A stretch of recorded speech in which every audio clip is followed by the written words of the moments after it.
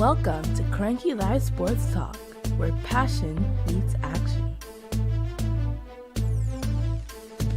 Hey sports fans, I am Cranky, and this is the Cranky Live Sports Talk, the podcast where we dive deep into the hottest topics, the biggest games, and the most controversial moments in sports.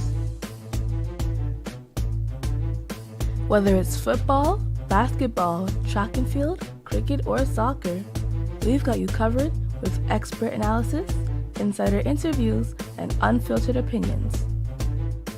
Join me as I chat with the biggest names in sports, get exclusive insights and stories you won't hear anywhere else. Cranky Live Sports Talk is where you can hear the real talk, the hard-hitting questions, and the hottest takes. So, if you're a true sports fanatic, you don't want to miss out? Subscribe now to the Cranky Live Sports Talk on YouTube and hit that bell icon to never miss an episode. Cranky Live Sports Talk, where sports come alive. Subscribe today. Good evening, good evening, good evening. Bless up, everyone. You can see I'm here trying to get myself together. Good night, everyone. Good night, good night. Welcome to the Cranky Live Sports Talk, where we talk sports, but we also talk other matters, not just sports. So thank you for being here. I appreciate you being here. And we have a lot to talk about this evening. So how is everyone doing? I know you can't really hear me. We'll do enough, if you guys would like enough calling tonight, because I think that makes a lot of sense, actually. Let me know if you guys can hear me loud and clear.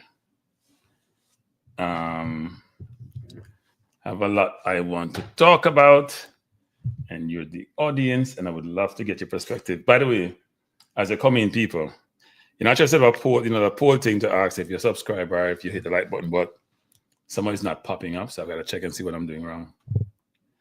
Features, I'm checking primarily. Joel Smith, Lulu, bless up everyone, bless up.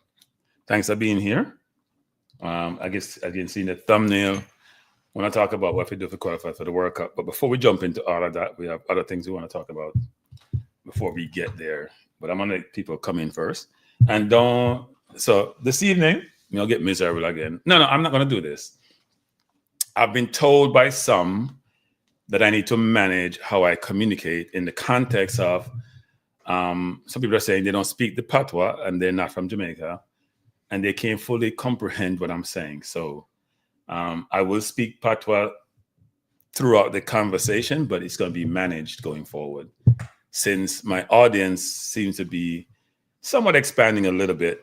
And everybody in Jamaica can understand English, but not everybody can understand patois. So even though I've been told that in the past that I'm speaky-spokey, whatever that entails, I am going to try to speak English. So all the people who watch my program can grasp what I'm saying, because some words in patois don't really translate easily to the English language. But a lot of them, depends on how you speak it, actually. So you guys will have to bear with me. I've been told before I don't speak enough patois. I think I've gone from one extreme to the next. So it's good to have awareness and realize that. I'm being told that you have to put it back somewhat. So I appreciate that. Here's the first thing I want to talk about. By the way, people, I'm going to watch the likes and the attendance like a hawk tonight. I do want to put up the poll so I don't have to be having this conversation every single show. And you hear more and more people doing it. Right. I totally disagree with Nitro on this one, people. I think Nitro is just, pulling my string, whatever people want to call it. I do think I speak patois as well as anybody else who speaks patois. I don't agree with that comment, actually. So as you guys some of you may have known, I've gotten aware of a number of radio stations in Jamaica, right? At least I shouldn't say a number, a few of them that are very focused on sports. They have sports program in their shows. So I've called into a couple of them within the last month, I would say. Because when I was working, I wasn't aware of these programs. Nor would I have time to call into this program, right?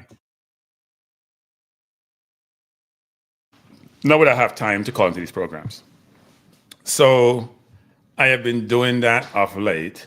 And today I did call into, I think it's KLAS. It's KLAS, it's FM radio station. But here's my problem with calling to radio programs in Jamaica. I got to allocate a budget too if I want to keep doing this. I may stop doing it. So you call into the program. Someone may or may not answer the phone. A lot of times it just rings or it even gets busy. And then you may hang up or you may hold on. And it may ring for a while. Somebody picks up, right? And then they say it. So for one station, it's busy or it rings, nobody picks up. And when they pick up, you go on hold and then you may not hear nothing for a while. And then you may hear the person, the moderator in the background speaking, which means you may go on next or two persons down. Or you may call another station and they would pick up, but then they would put you on this automated voicemail, which basically says, we appreciate you being here. Thanks for being here. And then they will basically say, oh, we appreciate your time, blah, blah, blah, whatever, right? And you sit there. And let me just check my phone. Today, I think I was on for 20 minutes. Now, if you're going to say cranky, you're cheap. You think about money in the butt. It's 25 cents per minute, I think, in the US. So it's $1 for every 4 minutes. So if you're on for 20 minutes, that equates to money. If you call every other day, it adds up. You have to have a budget for that place. But that's not my problem. What I think, and I did say to the person who I spoke to today, I'm trying to remember what his name is. I did say to him that I have a suggestion for him. And when you say that to people in Jamaica, maybe I'm just getting information which is not there. I just get the sense that I wouldn't say there was an annoyance, but it's almost like, okay, we have no. Because that view when you probably call from a different perspective or whatever it is, maybe a different location, it may not be received well. I didn't know if the person was offended. It didn't come across as offended, but I got the question, what is it you're talking about? And I didn't say I'm cranky initially when I first called. I said subsequent in the conversation. And what I want to say to the person and those registered in Jamaica is you could have a process because they don't have WhatsApp, right? I don't think they have business WhatsApp, so you can't call free. And there's a lot of radio stations across the globe. In some radio station, for example, you have to pay and they may get some of the receipts from it. The point I'm trying to make is this. What they probably should do, and remind me of going to a doctor's office, and I complain to doctors a lot about this. You go to the doctor's office, you see one department, they want all the information. You go to another department, they want the information. You just like, stop. Find a way where I give you the information, you populate it to wherever I need to go to. I don't have to give you 4 and 5 times. You got to do better. So in the radio station, the concept what I'm going to say is this. I don't know a lot about radio station Nitro, so I don't know about voice note. I don't know anything. Interesting. So what happens is, my view, what they should do is this. You call in. They say, okay, they have a line that you're in. When you call into like Apple, for example, they put you in a line and they say, we'll call you back, right? They don't have to call you back. They could put you in a line of sequencing and they can text you, because a lot of time nowadays text is free, that you're up 1 or 2 person callers down. So where you're in the line. So you don't have to stay on the line for 15, 20, 25 minutes and can't get through. Where you're in the line. So if you're 7th place in the line, you know what? It's going to take a while for me to do it. I can go do something. I can listen to you and do something else. But just to have you sitting there just in limbo. And I basically said to myself, you know what? I ain't going to call too often because I ain't got time to sit down here, have no idea where I'm in line. And then frankly, I don't want to give away $1 I don't have to. Unless I can give it to a homeless person or somebody who needs it or charity. So I don't want to give it to the phone company. I just don't. So it's a little bit interesting to me. I think there's a better way and better solution to address this. And also we're going to like, okay, the money are firing them out for them, no more everybody else, You don't go, I try to come up with things where everybody do. But I just think it's a better way to do it. Dr. Dan said we can't do that. Dr. Dan, apart from the privacy element, if it's my information, there's a way to do it, Dr. Dan. Trust me. There's a way to do it. There's workarounds. What I don't like sometimes is, as people sometimes, we're not receptive to solutions which may affect expediency, which may be more effective. So I understand their rules, Dr. Dan. I don't know what the HIPAA requirements are, but I can tell you, when I go to hospital nowadays, to the doctor nowadays, they're much better. They have these iPads and you fill out some of the information. They'll have your information. They pre-populate it. It's much better than it was before when it's to go, especially when you have to write it down. Bless up Christmas. I know, but you have the information on file, don't you? So why do I have to come back every single time and do the same thing over again? Sometimes we just want to scream and hit the wall. We just get so vexed. And so let me tell you something, I feel it out. You know, so let me go to Pat again. I'm sometimes very miserable. I don't like things that are not efficient. I'm just not in the inefficiency business. No, I'm not in the inefficiency business. I'm just not, people. Anything that's inefficient or anything that takes too long to do, I'm like, they gotta be able to do it. Let's figure out a solution. So when I called the radio station today, I didn't get to talk because, and here's the worst thing about it. Here's what boggles my mind. Even when I was going to the game in St. Louis, I said to myself, so I'm driving 13 hours from New York to Atlanta. I'm driving 9 hours to St. Louis. That was the primary reason for coming. I'm going to drive 9 back to Atlanta and turn to St. Louis because I have family in Georgia. And then I'm like, and the game is an hour and a half. So how do I rationalize spending over about 2 days on the road to get to a destination where I'm only going to enjoy the event within a 2-hour window? Or do I look at it much more broader and wider and say, okay, well, I'm going to visit family in Atlanta. St. Louis is about the journey and the experience, not about the hour and a half. I'm going to get to see the city, which I don't really want to see again because I've seen enough of it. Now I know why Trump won. I said that the other day. So it's that mindset that I have when I think about these things, right? That's the mindset that I have. Dr. Dan, we can't talk about that. It's a mindset that I have. But there's got to be with people. You'd be amazing about certain things we used to do as people, which nowadays, Nitro, I have no choice but to enjoy the journey because I decided to take it. I don't have to go, but I decided to take the journey, right? Because I think I wanted to enjoy the game and I want to. The in-game experience is totally different from watching it on TV, just totally different. So I like that experience. Maybe on the like button, that's why people are afraid to touch it. I don't know why they're afraid to touch the like button. That's their problem. You know? My hope is that YouTube come up with a concept whereby you can determine who watch your program. So if you come on my program and you don't hit the like button, you don't subscribe, I can say, I don't want you on my program. And I can either block you or I can just stop you from, like how you can't comment unless you subscribe now, because there's a bunch of people who watch a program who don't subscribe, so they can't comment. I think they should give us that option. So I can have just 2 people in my thing watching me. That's fine. But I keep, I'm gonna call it complaining or expressing the view that I don't want to come here, can't expand my remit and my program because people just don't want to spread the word about the program because they believe that it's their like to give and they're not giving the like, even though they want to absorb the program. I don't understand the concept. And frankly, when I didn't do this program, I actually didn't do a ton of likes. I'll admit that. I didn't do a ton of likes. I didn't really think about it that way, right? I'm like, I ain't hitting the like button unless I like the program. I'm gonna watch it first. But then what I start to do, if I like the person and what they deliver, I just hit the like button. And now I just go in the program and hit the like button without even thinking about it. Because obviously I'm in that seat now. Makes friends with a few exotic clubs better than no, there ain't no exotic club in St. Louis. I'm not going back to St. Louis anytime soon. Unless Jamaica playing out there. No, I'm not having it. Yeah, that's well, I don't get to hang out with the Reggae Boyz. I didn't go to the hotel actually. I'm very what's the word? I'm very finicky when it comes to those things. Right? Since I'm a YouTuber now, because when I went to Dallas, I went to Reggae Boyz, I wasn't a YouTuber. I almost feel like it's a little bit conflicted trying to go to the hotel and meeting them and get to know them. And then I'm going to feel like I did with Lowe, I'm going to feel conflicted or a hypocrite criticizing them. So I come and meet you, float management. You and I talk really, really well because we met up in Dallas float. And then I come on this program and beating you when I was all smiling in your face. I just find it hypocritical. So I didn't go to the hotel the last time. I stayed away from the hotel. I was like, I'm not going by the hotel.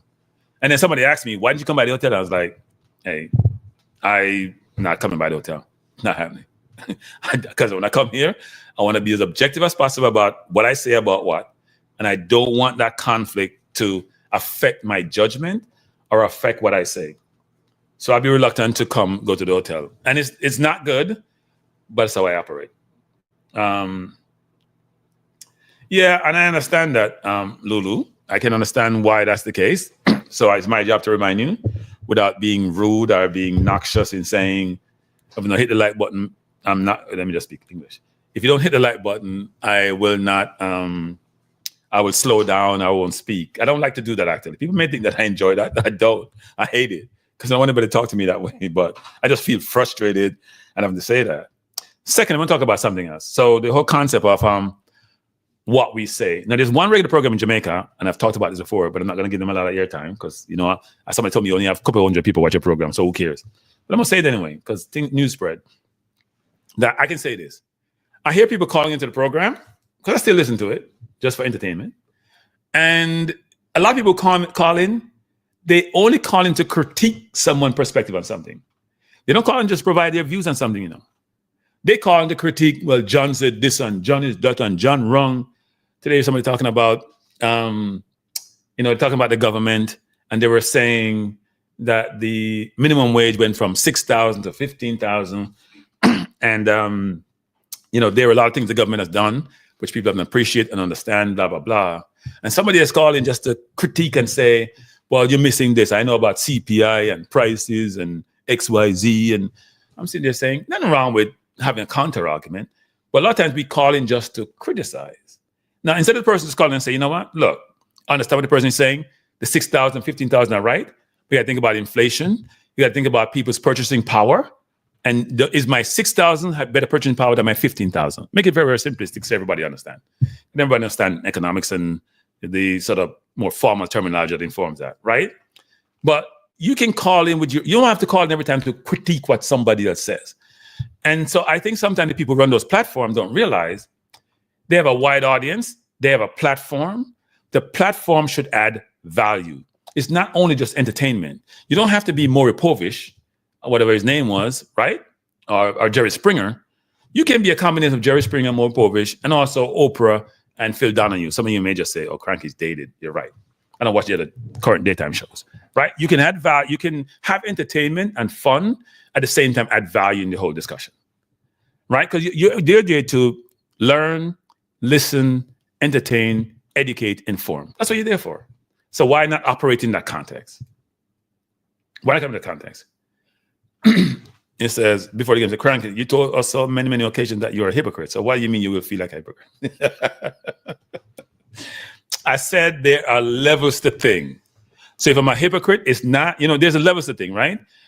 I'm a hypocrite in the context of the Lowe situation. For example, I met Lowe, I spoke to him, I interviewed him, and I don't beat him as hard as I may beat somebody else. And it's probably obvious. I still say critique him, but I'm managing my criticism. I'm not as toxic as I used to be in the criticism. When I used to not have my own program, I used to go in really hard because I just felt like that's how I felt. And the more I think about it, the more I think about this concept, which is you can say something that is a criticism, but it's constructive criticism, but it's how you say it and what you say. So, and I keep using this down. So, for example, if I say, you know what? Hey, before the game, you're an idiot. Right? Which I may actually think is the case before the game, because I come hard, like, oh, you coming hard at me. You're an idiot before the game. Versus saying, before the game, you can expand your horizon. You can expand your learning. I think you need to be better informed about something. That message is received differently. You're an idiot is a disrespectful message. Oh, no. I'll give a perfect example.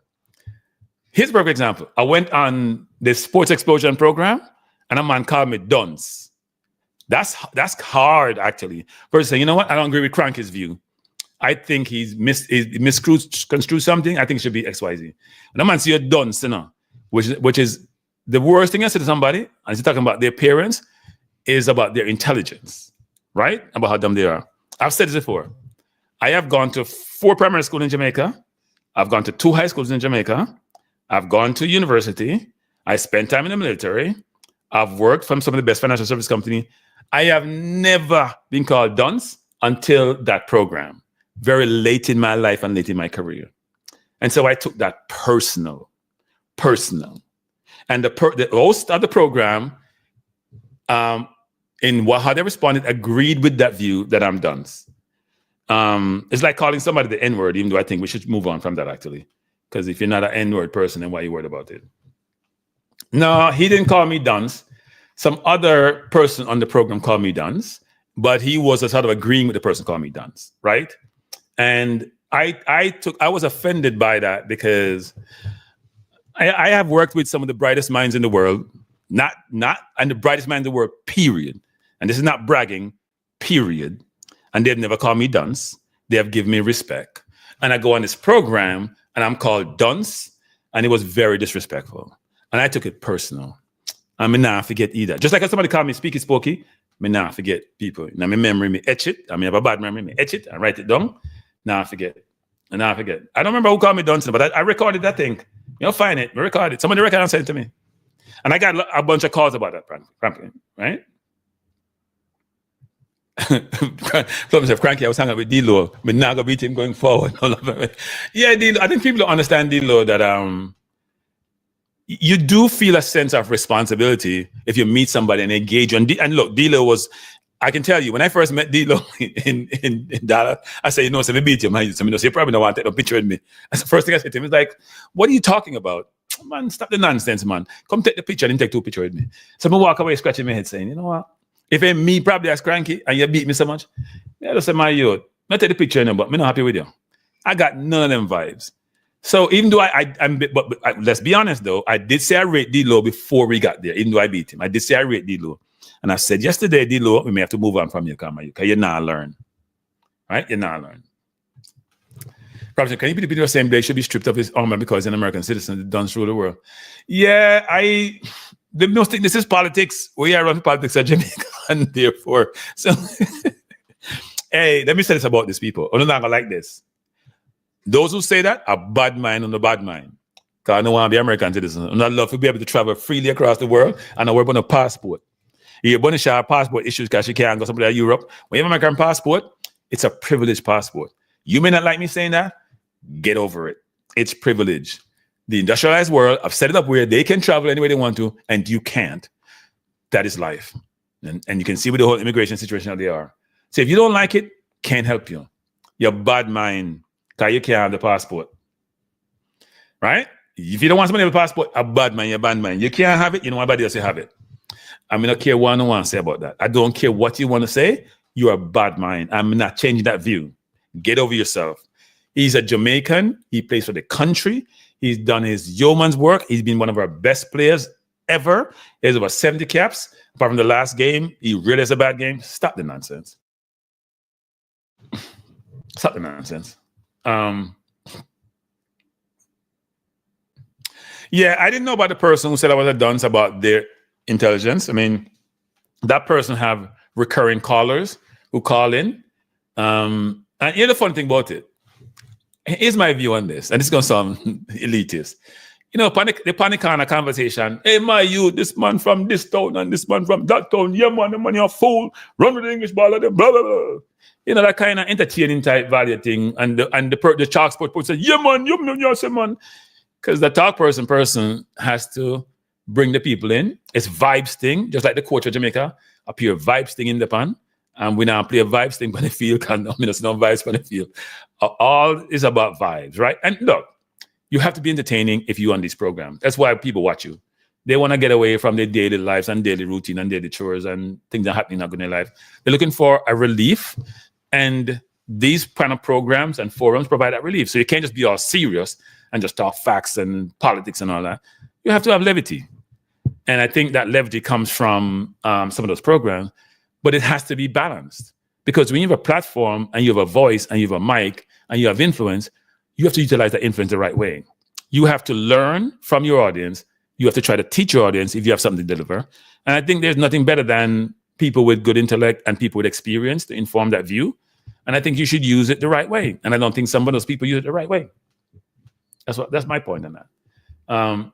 Too much. Yeah, no, Blake was very happy to get his citizenship. He wrapped himself in citizenship flag. That's his prerogative. But he's Jamaican, and you can't get Jamaican out of him. And you can't say he's not Jamaican, given how he played for the country. So we should move on from that. But the whole point I'm trying to make is that the radio program in Jamaica, and there's a plethora of radio stations. When I was in Jamaica, it wasn't like that, plethora of them. So I go online and go on an app and I say 1, 2, 3. I say weird. But I did get some information about the KLS program, so I called into it. And here's the thing about that thing today too. So there was a thing on the program today. Maybe you guys did any of you listen to that program today? Because I want to address something which is interesting. I met somebody named Carey. I don't know if it's Carey James is the last name. I met somebody Carey. Yeah. Vibes Cartel coming to our game soon. What does that mean, Conrad? I don't know what that means. So here was the comment. So when I called into the program today, I want to talk about the coach and the football and give some suggestion about direction of travel, right? But there was a conversation being held that, ISA have this new rule about players. So if you're a high school player who play in the Da Costa Cup or the Manning Cup, there has to be a 6-day window between when you play and playing the JPL if you're also playing the JPL, right? Now, apparently, I think Mona had a player who played a JPL game and was put on the match card for a Manning Cup Walker Cup game. I forgot who he was supposed to be against, but didn't play the game. Now, the whole concept or the whole idea as to why they have that rule is they don't want burnout for the players, right? They don't want players to be playing too many games when they're young and burn out early in their career. So they want to give them a good amount of window between games.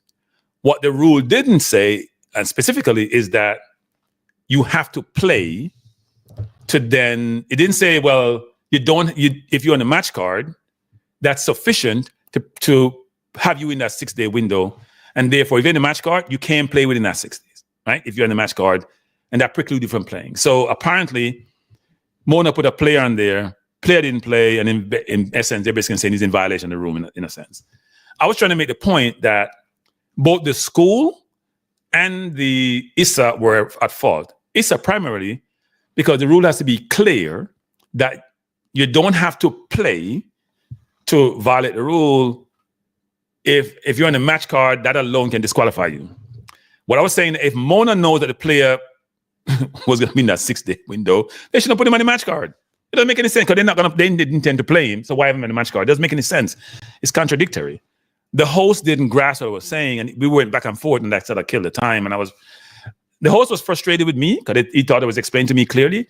I was frustrated with him because I just think he wasn't getting what I was saying, which is the school shouldn't have put him on the match card in the first place, even though the practical reason for the rule was that I don't want to burn you out so you don't play. If you're in a match, you put me in a match card, you ain't going to play me. It doesn't make any sense when you have a rule that you have to also have to contend with. But anyway, that was the situation there. And I was frustrated. I think the host was frustrated with me, but it happens. And we did agree that I would probably call back, but I'm not sure when it's going to be because I don't like to wait forever. I don't wait for doctors much as wait for radio personalities. I just don't. I am the most impatient person I know. All right, so here's the first thing we want to talk about tonight before we get into the football. Because when I run to the football, let you know. Because we have enough to talk about. But then I don't rush tonight. I'll take my time. I'm going to drink some water and the likes them go up. 78, 132. Maybe wait for the likes and go up before I drink. I'll drink some water and get the likes up. So please, I'm going to change tonight. Because this is the English version of me, not the Jamaica version. Please, can you hit the like button, please? And because I would like to be able to, for this program to grow and for me to have an audience who viewed at this program and they may like it. So could you please hit the like button? I would truly appreciate it. I'm going to take a minute break. It's not a commercial break because I'm getting the commercial. Well, there's commercial, but I don't control it until I see the like button start going up. And then we will reconvene. All right. Thank you very much. Hopefully that's clear. And I've been getting beaten about how rude I am, how obnoxious I am about demanding, how autocratic and I'm Putin. So I just want to be Joe Biden, listless. I don't want to call him useless, and not a lot of. I don't want to be Trump because he's effective. I want to be ineffective. So please hit the like button. Just take a break, please. Thanks.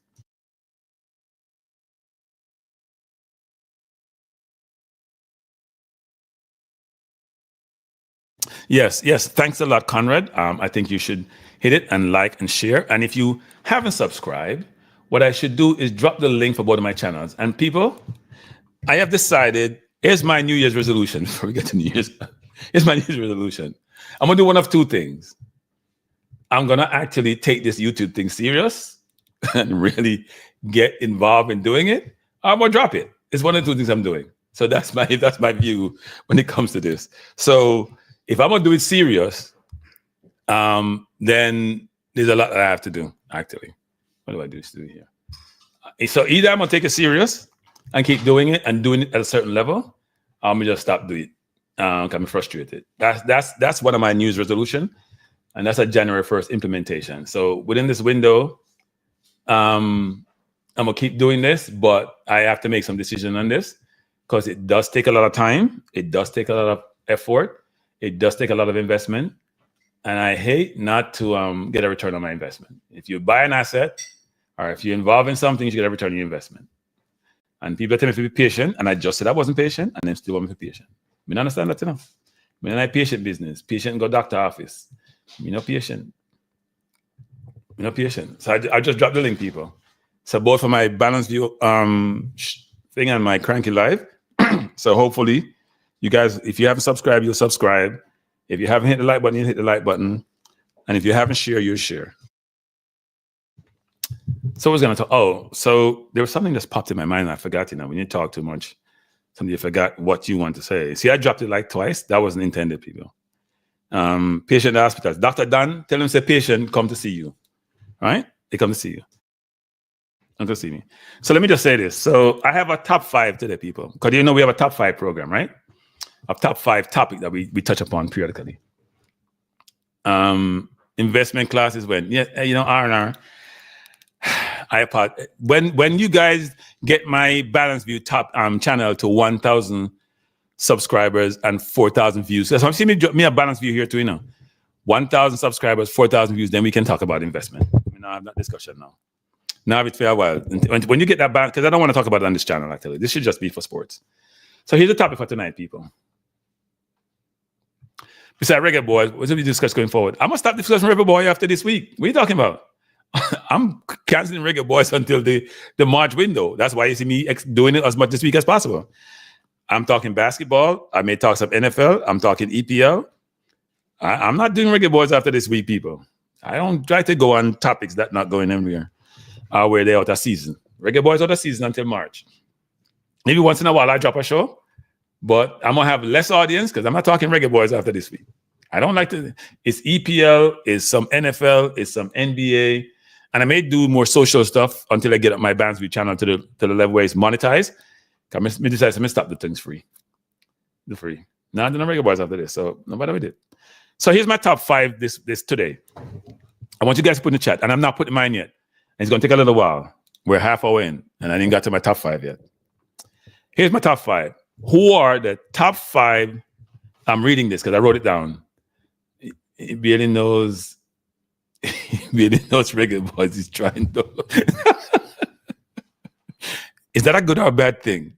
Because we now win. Is that good or a bad thing? Say those something. No. I tell you, can't stick with. Hey, some people. I'm be honest about this. So I'm gonna digress a little bit. We have fun tonight. I thought about going back to work. I was dead serious. I was like, I'm not totally enjoying this. Like I get up in the. Here's what's bad about these people. When you've been working all your life. And you work really hard. You used to do 10-hour days, and it's like 5-hour days. And you get up in the morning, and you're just like, okay, what do I do today? Do I do a show? I don't feel like it. Like, people no more pressure me as usual. And someone like TikTok just get under my skin sometimes. So why go out there and embarrass yourself? And then I have people from my ex-work talking about, can we get your channel? And I'm like, I don't want to see me in this environment. Like, this isn't that the cranky I would have known me as a cranky. This is not the person you know. You know me at a certain level. And then I come here and the worst part of me come out and I'm like, should I really give you the information?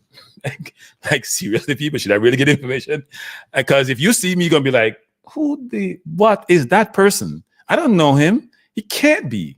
I have one of my staff who's in India. He's a senior person. He's like, I listen to you, but I have to fast forward you sometimes. All right, listen to you go to work. I'm like, don't listen to me. Just subscribe. I hit the like button and get off. You don't want to see me in this forum. Seriously, you don't. And so I'm just like, I shouldn't be doing this anymore. I'm just destroying my reputation. But anyway, I'm gonna keep doing it because sometimes it's fun, even though sometimes it's a pain.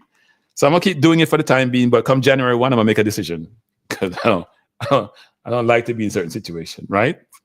I may go back to and I ask myself, so if I want to go back to work, you know what some workplaces do, right? They look at social media. I was like, darn, I didn't think about that. That's where awareness goes out the window for me.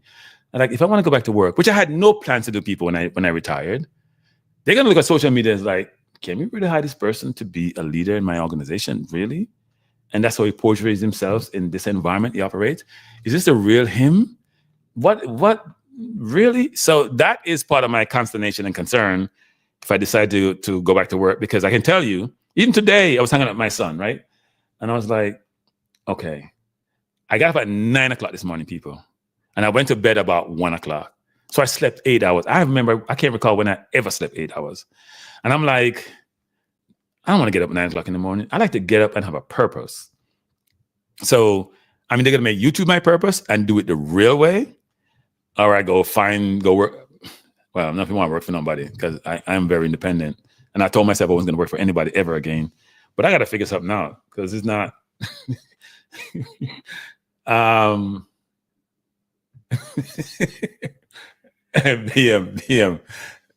BM, you're 100 years. BM, start the line. Bless up Jason Guna. So I'm struggling with that, people. I'm struggling with that. So here's the question for this evening for top 5. Volunteer. Why 1 million? I'm not a millionaire. Stop saying that, TikTok. I'm not a millionaire. I'm trying to survive.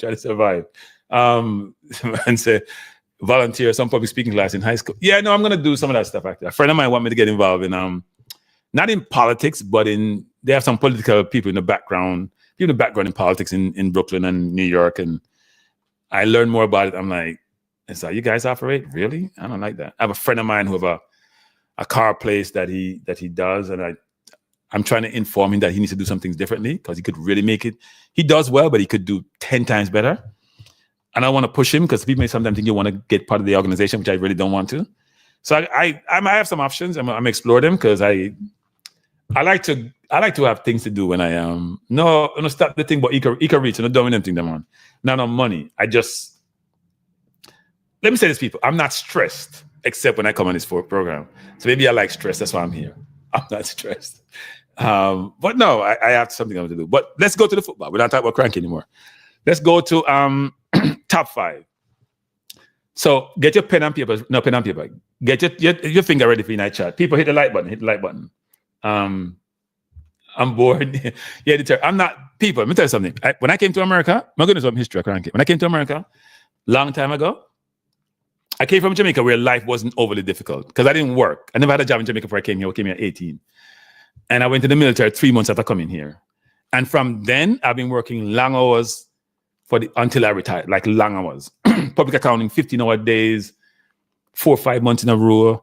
98 World Cup, I'm going to give you an example. I took a TV to work and didn't watch a TV because I couldn't watch a World Cup. I watched a period of it, like on a weekend. We're working on a transaction, which takes forever. And then the transaction never materialized. So I'm just giving you an example where I've been busy all my life and now I have all this free time. And it's a struggle for me, to be honest. But I'm trying to work through the struggle. And I thought YouTube would fill that void, which it started doing in some respects. But then when you go on YouTube, you realize you're not really appreciated because people don't want to hit the like button. They don't want to engage. They want to cuss you out. And you just say, do I need the stress?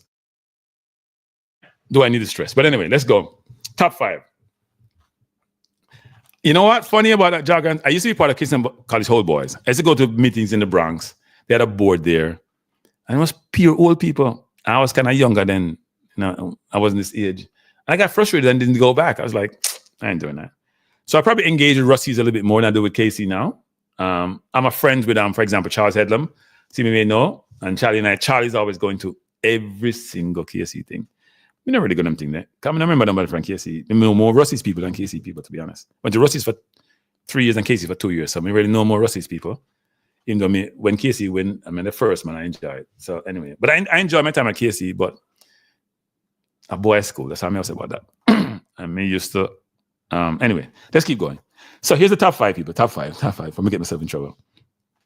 What's the top 5 locally produced English-speaking Caribbean players of all time? Let me repeat.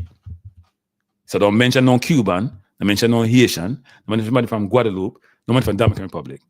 The top 5 locally produced, not people like Sterling or people like John Barnes. Top 5 locally produced footballers. Yes, Trini, Bajan, Jamaicans, Guyanese, right? Even though Guyana are really South America, but anyway. I can speak Caribbean. They're part of the West Indies.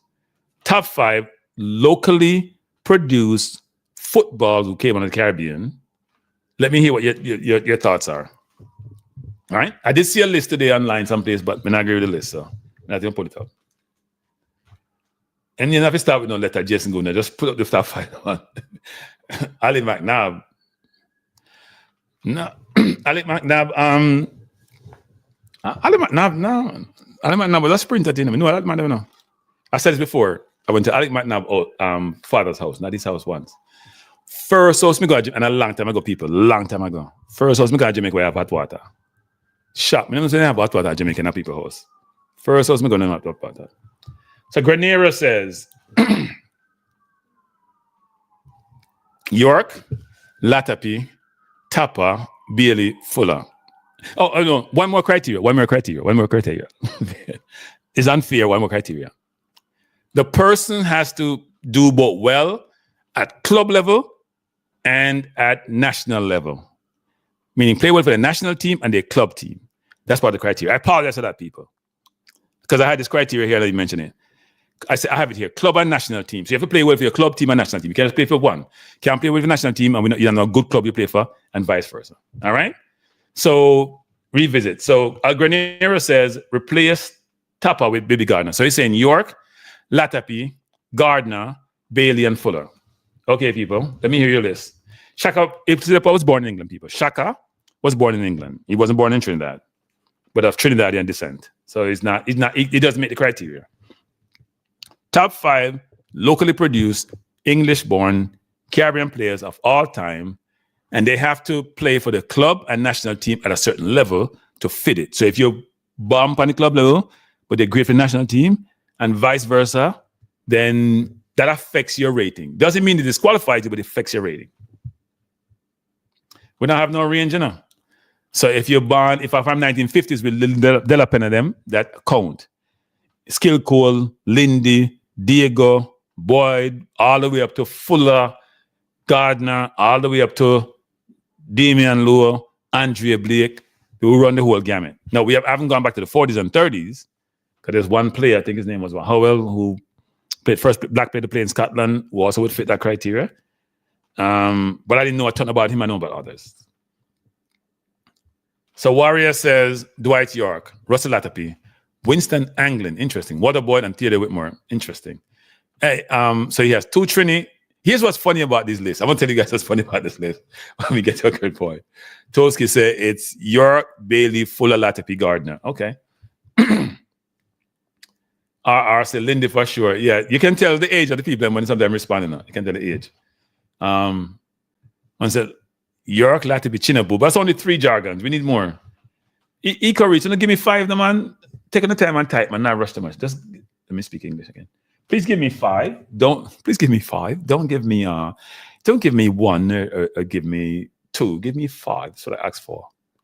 So Latapi, York, Gardner, Blake, Whitmore. Not a bad list. Paul Johnson. I want to see that list match up to my list, actually. We're not doing any age, people. Come on.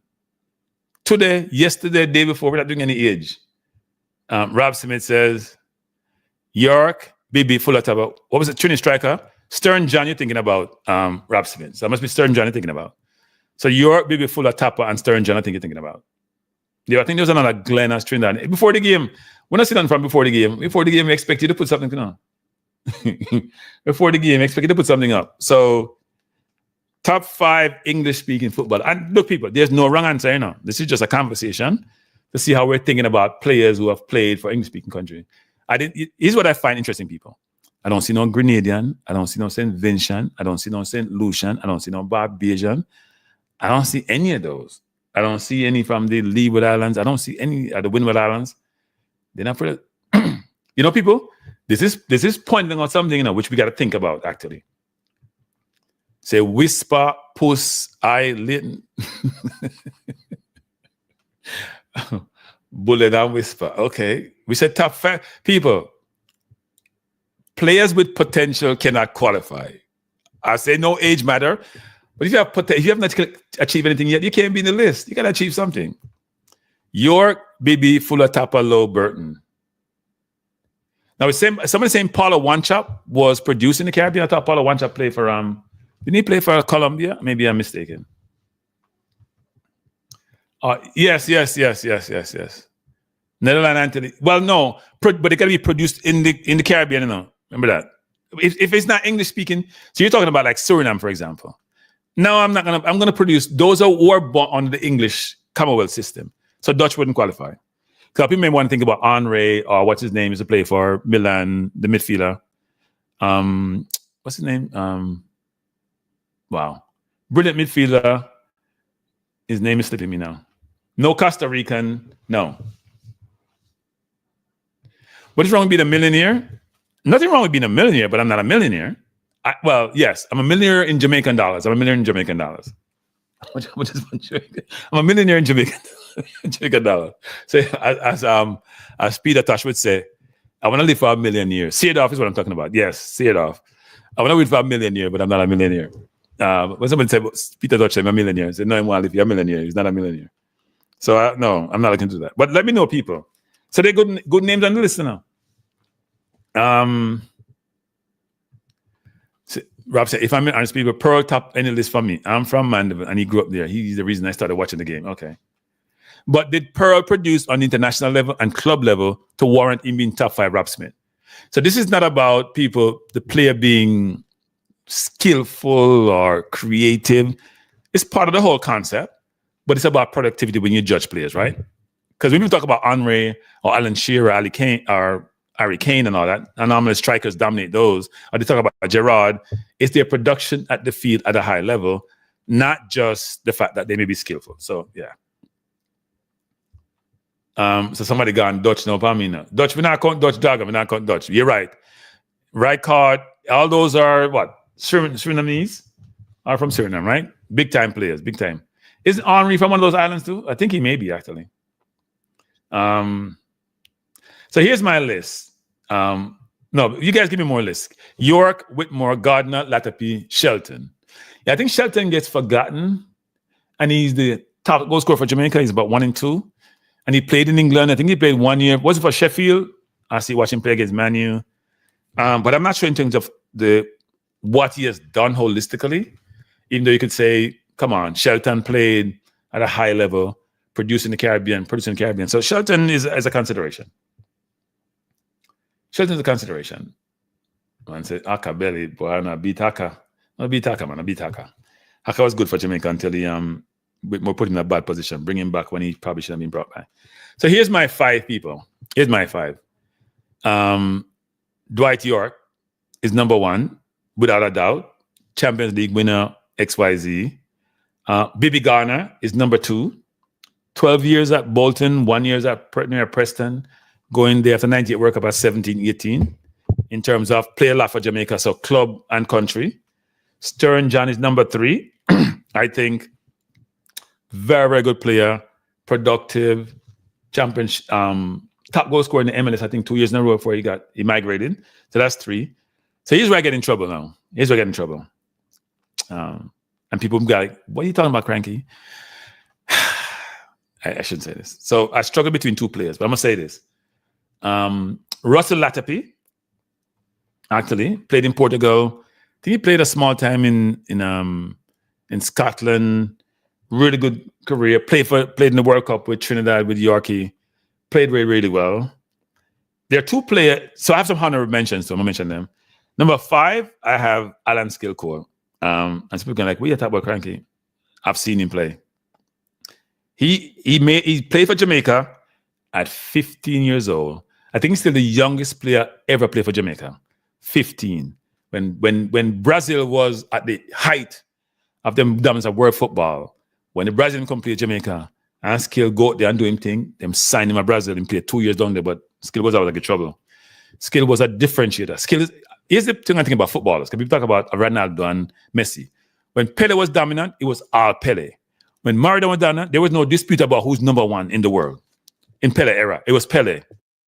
Even during Maradona era. When Maradona came along, it was Pele Maradona, because Pele legacy was there. And then subsequent to that, we had the Messi Ronaldo debate, because there's nobody else in the debate. Right?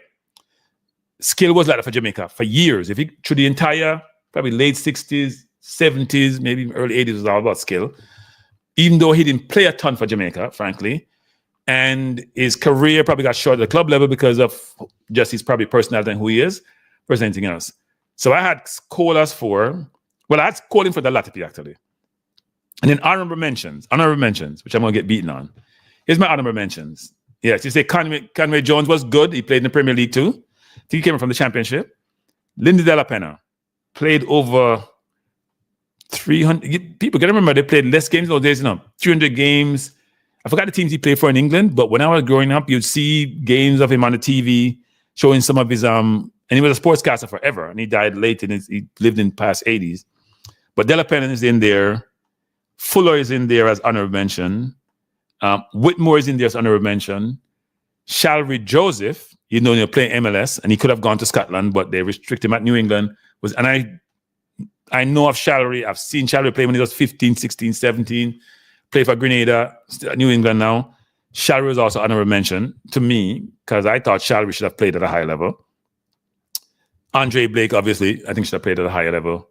And Andre Blake, to me, is in that list, even though he's probably the only current player I have in that list, actually. So that's my list in terms of my 5 again is Dwight York, Bibby, Stern John, Scale Cole, and Latipi. My other mentions are Blake, De La Pena, Fuller, Whitmore, and Shalry Joseph. There are a bunch of other players, right? And this is not the 5 best players who were born in the Caribbean. These are 5 best players who were predict. Ricketts I had also, as I mentioned, I should have mentioned that. Ricketts, I have actually had Ricketts. I didn't put him on honorable mention, but I thought about him and Blake. And you can't have more than one goalkeeper, so I choose Andre Blake. And maybe he's a recency bias, because you know how that works, right?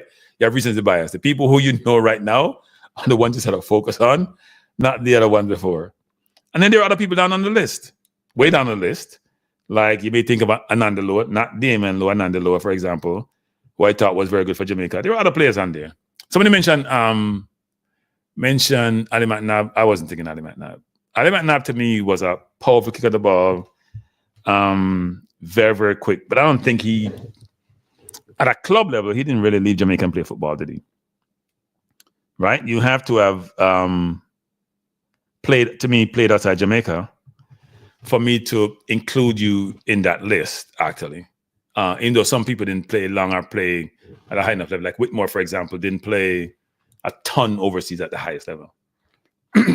Shaka wasn't born in the Caribbean and developed in the Caribbean, Nitro. Shaka was born in England, actually. I don't think he was developed in the Caribbean, but I may be wrong about that. But I know he's born in England. I said born and developed in the Caribbean. That's what I think about.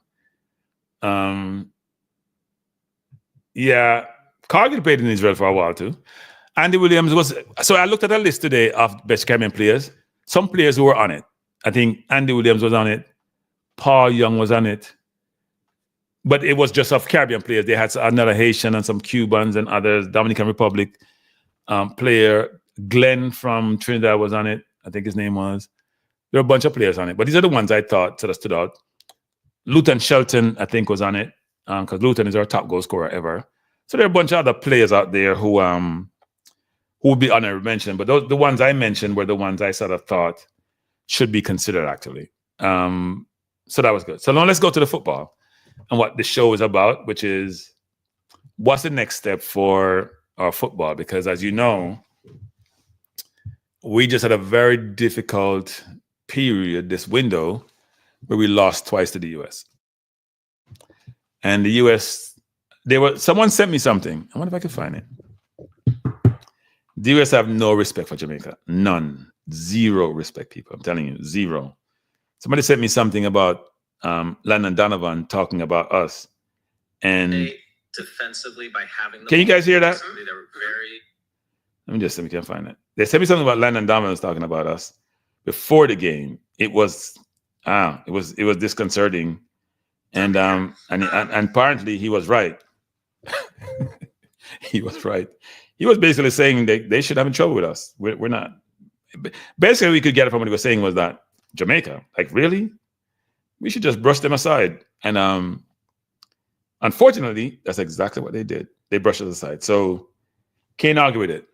I don't have it on my phone to transfer it here, but I would have played it because I'm telling you, it was embarrassing the way he was disdainful of his views of Jamaica. Yeah, Tiga played in Israel, actually. Yes, you're right about that. I don't remember him playing at Millsborough, but I know he played in and Tiga was a good striker. I think a little bit robotic, but he was a good striker. Yeah, Andy was a midfielder. I said top 5 player, Grenero. I know Andy. Andy played a long time in the MLS, actually. And scored a ton of goals and was one of Jamaica's best midfielder for a long, long time. The Germans said Ricky's skill as a goalkeeper was better than Blake's. Yeah, I mean, look, I haven't watched Ricky a ton. I've watched some of the games he played for Jamaica. I watched Blake more than I played him. I think Blake has been exceptional for Jamaica. I mean, if they didn't come with his whole concept of playing from the back with your feet, Blake would probably be one of the better goalkeepers out there. Before the game, since Cranky, like what some of your colleagues call a league, he played in a garbage league. Maybe you heard that. That was frustrating. Who are you talking about?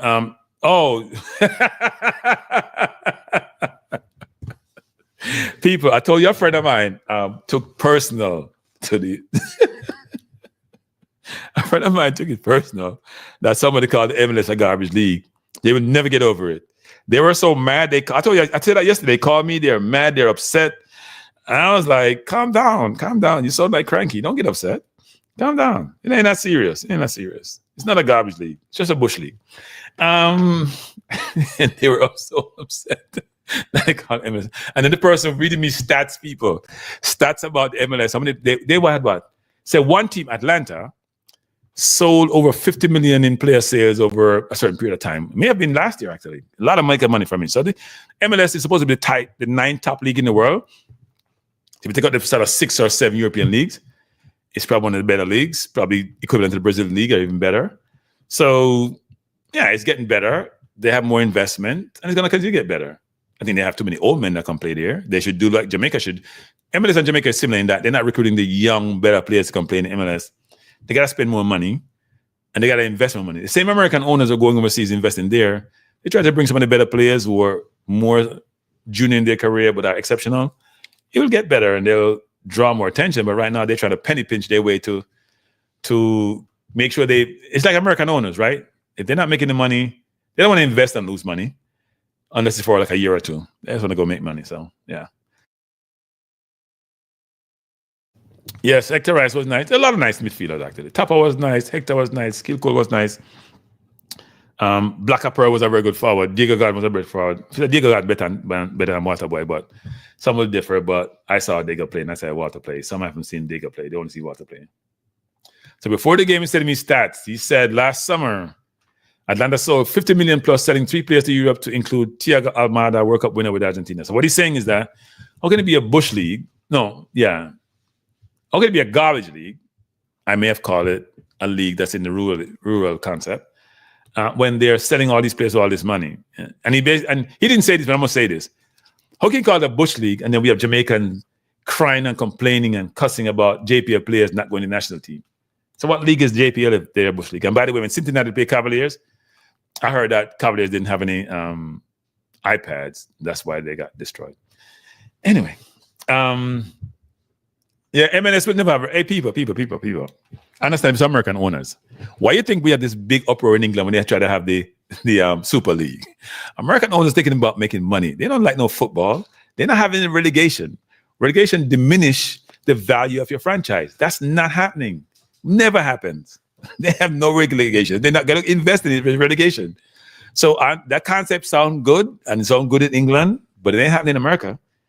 That's why they have antitrust that precludes them from being subject to certain things, because they're not having that. There's no way they're going to have relegation, which will weed out some of the lower teams. But American owner putting all these millions and then lose their money, they got to protect their investment. Not happening. So let's talk about the Reggae Boyz and what I think we need to do to make sure we not guarantee, but allow us to get to the World Cup, right? There are 2 key persons are parts of the there are 2 key components to this that I think informs this. So before I do that, let me hear what Dr. Dre asked me. I didn't say that, Dre. I was informed of that. I haven't go check the stats, but I was informed they're the 9th best team in the league. You know, there's a lot of factors I think that inform the 9th best team. It's probably television, it's probably revenues, players sold, probably a number of different factors. Television audience, all that. You know, Apple has a monopoly on the league. They bring all their games. So, and the games also are showed overseas, actually. So, are they the 9th best league? They could be. Think about the leagues in the world. Apart from the top 6 in Europe, which you may include the Dutch. So, if you think about EPL, Italian League, La Liga, France, Germany, that's the top 5. You may think Dutch, say it's 6, even though that league is watering down more. Then who is 7, 8, and 9? You may think Brazil, possibly. There's not a lot of other leagues out there you can see is better than the MLS in terms of organization, in terms of quality of players coming through and all that, right? So they may be the ninth best league. Apart from them and probably Brazil, what other leagues you think are so great that would say the Saudi League is not better than the MLS? They may buy a lot of high-profile players who are past their prime, but they're not better than the MLS. No, I didn't want to go there in the RR. So, people, RR make a great point, which is this. Cranky, I'm like Issa now. Cranky, when you're setting these things up, make sure the criteria is clear and there's no ambiguity in the criteria. Now, I didn't say male or female, did I? Right? I've said before that Bunny Shaw is the best footballer Jamaica has ever produced, and I got beaten about you can't compare man and woman and blah, blah, blah. She's the best footballer Jamaica has ever produced, period. Bar none. Dwight York is still the best footballer produced by the Caribbean. But I can't put Bunny Shaw in the mix because I thought men, and this may be me not thinking as broad as I should, which is why you always need other people to inform your view. I love that. Thanks, RR. But I should have said men at the outset, RR. So I apologize for that. I should have said men. Yeah, Triple E, I hear people are talking about 90. Here, for a Maverick program, I talk about, everybody told we are talking about 98, but we're 26 years after that's how people want to talk about a 98. And what you do? You think about people about 98, because it don't set me off now. You people always get me good on a tangent, right? For those of you who keep talking about 98 and how much local players are in the squad, because mostly until they get to World Cup, I think there were 3 foreign players. There was Simpson, who was the engine of the team. The most important player in the team was Simpson, not Tapa Whitmore. Then we have Burton and we have Paul Hall, right? But here's what's interesting. When Simonis got to the World Cup, what did he do? What did he do, people? He go draft Sinclair. He go draft Powell. He go draft Robbie Earl. Right? He go draft a number of English-based players because he didn't think he could compete when he got to the World Cup. So those of you who keep saying, it's all the local players. Yeah, they got you there, but then some of them got dropped. The Paul Oz of the world got dropped along the way when he brought in so-called better players who were not born in Jamaica. So, but we seem to skip over that and not understanding that, you know what? We're getting the players early now than we did, but we had almost six starters in the team, Paul got a red card in the first game, who were not born in Jamaica, who came in and displaced some players who got them to the World Cup. Now, some people may say, well, that didn't work out really well, but Simonis decided who did the survey on the island that, you know what, this was important. And Rob Smith, please, spare me with that nonsense. You know what? Then you didn't understand the concept of what Simpson's role was. Simpson was the one who do all the dirty work in the midfield, run 24/7, never tired, shirt come off wet. Tapa was a skilled man who get all the glory, salad a man, pile a man, make a nice pass here and there. No, Simpson to me was the most important player in the team. Not in the striker, not in Burton. Simpson do all the dirty work. You think if Simpson play against US the other day, US man don't relax and now feel no pressure. Eh? Simpson apply pressure 24/7. Go watch the games again. You go if they can't find him, because that's 26 years ago. When I went to DC, the most important person I was impressed with was Simpson. Man never stopped running. It wasn't Paul Hall, it wasn't Burton, it was any of those players. It wasn't Cargill, it was Simpson doing all the work. Cargill was in the back, protecting the back four, stringing the pass left, right. Tap out with them nice touches and flicks and Salah de Brazil and them. Simpson not stop run, put on pressure, fit 24/7. Man coming like a bug. That's how he was. People, if you say that Rob Smith, then I respect you. Not as Rob Smith, but come on, Rob Smith, man. Go back and focus on it. Yeah, Devons, Fitzroy Simpson not stop run. What people are talking about? Fitzroy Simpson 24/7, I run up and down. Fitzroy Simpson was irreplaceable. I don't think I've ever seen anybody play Jamaican midfield like that, with that amount of energy and commitment. Because I love how like that was when I committed now. And Andelo was a good player. And Andelo was one of the most important players. Nah, man. Go look, people, all memory stays, man. Here I go with the patrol again. How is a memory like that, people? Please revisit your history of Jamaica. Yeah, Ranger. I agree with that, Ranger. I totally agree with that. They should not have brought in Robbie Earl. Yeah, and I also went to Florida. I actually flew to Florida to also watch Jamaica against Brazil. Fun match. I think we drew 0-0. Whitmore get him in. We didn't get his nose broken in match up because Salah the man, and we are because them days we love Salah. You know, Salah was you could have lose the game and Salah man, you're happy. Tapper was full of touch, man. Tapper was skillful, but Simpson was a man. Simpson was a man, people. I tell you. Don't let anybody tell you any different. Go 98 team. To me, the most important player was Simpson, because you know what?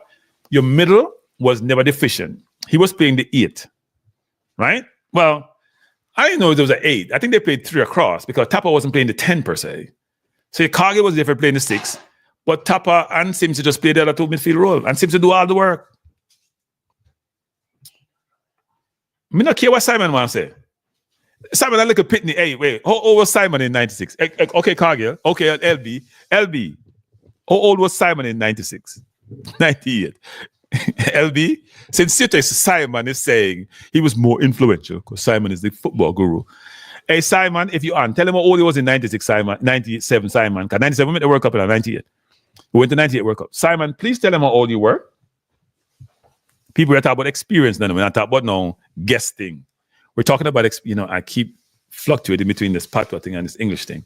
I'm struggling. See, people, I said this to this person on that channel today, and he's still not listening to me, TikTok, here's what you should say this. You think Barrett was just as important. Don't ask me why it has to be Simpson. Why is the most important player? That's my view on this. I can have a view in TikTok. If TikTok is not the alternative, if he's not the contrarian, if he's not the devil's advocate, he don't feel good about himself. I just said this TikTok at the outset to set a standard, which is we don't have to come on here and dispute something in that context. We can say, I think Paul R was just as important. I think, and I can give you my reason why Simpson was the most important. Because when you control the middle of the park, you control the game. That's my view. So the striker may score the goal, but the link, and that's why it should be called link. That no midfield on this was link. Yeah, link man. The concept of link is you link the defense with the forward. That's the link man. And the link man was not deemed to be as important as it, but if you, in hindsight, you look back, the link man was important. No TikTok. You see, you say, you ever go to your TikTok? TikTok, you ever go back to your question? You want to know why it's that? No, I'm just saying TikTok. You just say, you know what, Cranky? I think Barrett was just as important or more important because Barrett protected us. And that's your view. Can't fight you. Can't fight you.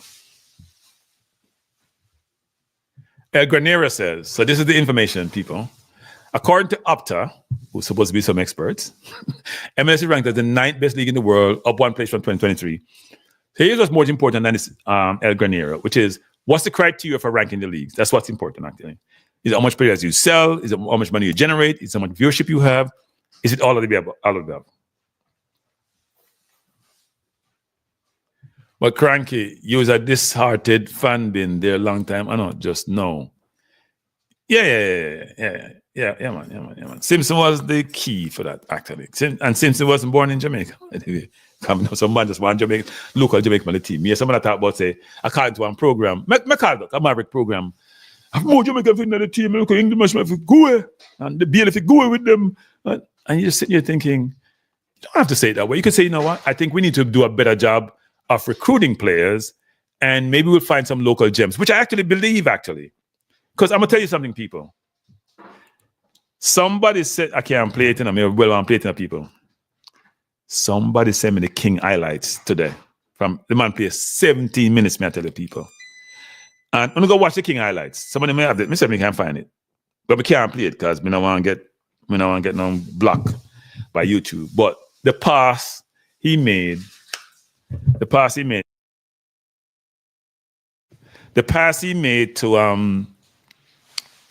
to Nicholson with the outside and right foot, that was a special pass, people. I tell you the truth. Go look at it again. Special pass for a player center back on the left side, outside and right foot, pan a dime. Nicholson always offside, or him always cost too much in nothing, no end up on the field sometimes. Seriously. Ridiculous pass. Forget about the other thing I'm doing, him turn pan a man and comfortable, but the pass, I thought it was a ridiculous pass. That's just my view.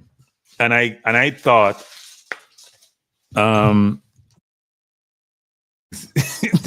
thought based on his 17-minute cameo that, you know what, there are some people who convince you that they should get more playing time. You can get more playing time. That pass was ridiculous. I'm telling you. I watched the whole game and I'm thinking, I ain't seen nobody make that pass for the whole Jamaica team for the 2 games. I haven't seen somebody think about it, people. We don't make no really insightful pass in those games. We don't split the line no time in the game. Our midfielder, apart from Hayden when he go down for the line and cross the ball and create score, right? But an incisive pass that beat the defense, that split the defense, we don't make no pass there. That's why we midfield improve. That's what Ravel does. No, TikTok, I'm telling you, that pass was ridiculous. Great point, Triple E, and those things we have to do sometimes. So we have to bring more of this to the forum. You know? Yeah, Croatia. No, we have gone in the opposite direction. So when I was calling to that program today, what I want to say to the person on the program is, what is his name? His name Orville or something like that. I think that's Orville. I think he comes on CVM too. What I want to say to him was this, people, which is this. We cannot follow any one given model as Jamaica because we have too many restrictions. Let me repeat that. If you want to build a sustainable football program in Jamaica, we can't say, well, only the club can develop the players, JFF can get involved. Or we can say, it's solely the club to develop the players, JFF can get involved. Or it's Jamaica's job to do it. No. It has to be what we call a hybrid. There has to be involvement from both parties and other parties to really transform the football in Jamaica. And I get frustrated with the inability to think outside the box about to effectively get these things done. Let's not just say, oh, you know, because I've done this sometimes. Spain does it this way. England does it this way. Germany does it this way. Or you know what? Uruguay is similar population. Because some of these people have so much history and it's so embedded in the environment and they have so much, they're so far ahead, it's hard to emulate them in a sense. What we can do is garner all information globally about what people have done. We then say, what's the best way for us to effectuate this, put this in play? Which may be a combination of JFF getting involved with the clubs. Here's one thing I came up with today. Some Lord beat me at the top of my head because somebody told me today I was talking to myself. That's how bad it is, you know, people. It's like, why are you talking to yourself? Because I'm sitting here talking, you know, I'm saying, okay, if we did this, we did that. And they're like, you know, you're talking to yourself, right? I'm like, oh, I didn't realize that. Yeah, so let me just disclose some confidential information. No, I'm not going to do that. I'm not going to do that. You know what? I shouldn't do that. I'm not going to do that. But let me just say this, which is it's very important for us to rethink how we want to change football in Jamaica. And I think about any one model to do so. Because we're going to have stakeholders who only have certain objectives and it may conflict with what we're trying to do. So you have to find a way to work around all these restrictions you have that informs what you're trying to accomplish, inclusive of, you know what? We want to make sure we develop our players from primary school, elementary school, all the way through when they become professional. We want to have a program in place which is holistic. So maybe what it is that, so this is at the top of my head, people, don't beat me. I'm like, okay, does every parish, can we think about the parish now, or every region have a club in the JPL? No. Well, if you're in Hanover, how are you going to be part of this whole program if you don't, you got to go to Montego Bay to go into Montego Bay Club or something? How does that work? If you're in Westmoreland, do you have a club in the JPL? Because what I was thinking is this, which is every club adopts a few high school, right? Now you're going to have every solution you come up with going to have problems. Let me just say that. Every solution you come up with is going to have some kind of problem. What's the best scenario? So for example, because, you know, Kingston have most of the teams. That's not what happens. But say you have a club in Hanover, for example. I'm familiar with Hanover quite a bit. And when I was in Jamaica, Rusty's was in high school, but not everybody at high school. So there's 6 high schools. Say Hope will have a high school and Sunday Bay have a high school, whatever they are. Every club is aligned with, say, maybe 3 or 4 high schools. And maybe that's too much, but in a given parish, for example, right? And so, because most of the players are going to go through high school anyway, and we can't get rid of the Casa Cup. So there's an affiliation. They align with them. And they will then pick the best players out of those schools to be part of their academy, per se, right? So some schools are going to get disadvantaged because they're going to be some schools who have most of the better players, like a Cornwall may do so, a Rusty may do so in Hanover, but regardless. Because also transportation and travel and proximity and locations are part of the challenge you face. You got to think about all the challenges you're going to face in doing this. But let's say you have an affiliation between wrong book may I read, affiliation between the clubs and those high school in the parish. I'm just thinking out loud, you know, and work with that concept, because what you don't want to do is miss any one player. right? And you also want to give every player a chance. And you also want to have the player to have the infrastructure and the setup. And also every parish has a premium facility, for example, where they play football. And they're helping with each other, the various places and locations. But I'm just thinking out loud, people. There got to be a better way to do this. I'm open for all ideas. What if the parish isn't interested in high-level football? Can anybody believe that parishes are of a top club? I think people in every parish is interested. No, you got to work around that. So okay. Say Anova is not interested. So the closest place is Montego Bay or Westmoreland. You work with that construct. The problem you have is, how do I get to Montego Bay from Lucy when it's 25 miles away? Or how do I get to Sav from Lucy when you got to drive over the mountain to get there and it's much farther away, for example, right? Or how do Trelawny is right next door but proximity is a problem, people. People can't leave high school, finish school, and you want to go to the club when it's so much miles away. So proximity also has a problem to do with it.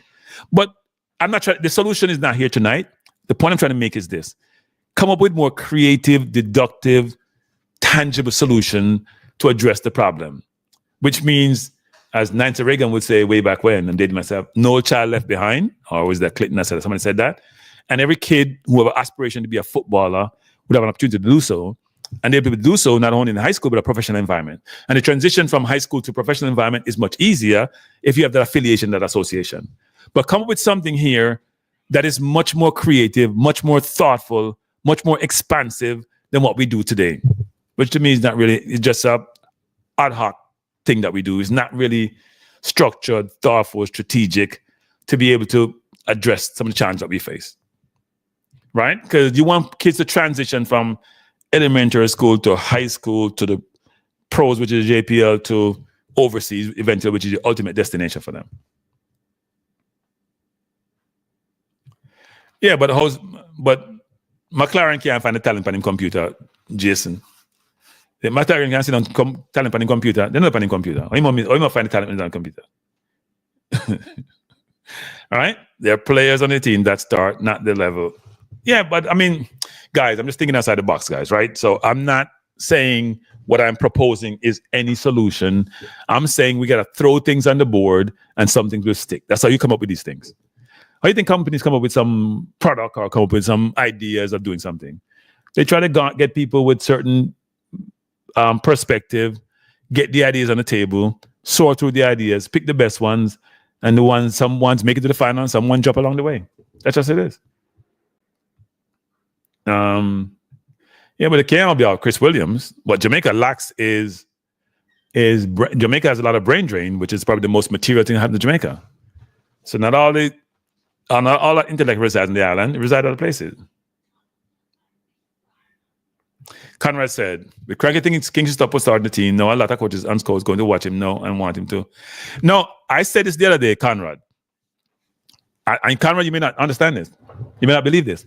I think that 17 minutes that King had there, he's going to get him some looking. I am almost 100% sure. That's 17 minutes he came on. Hey, people, remember, listen to people.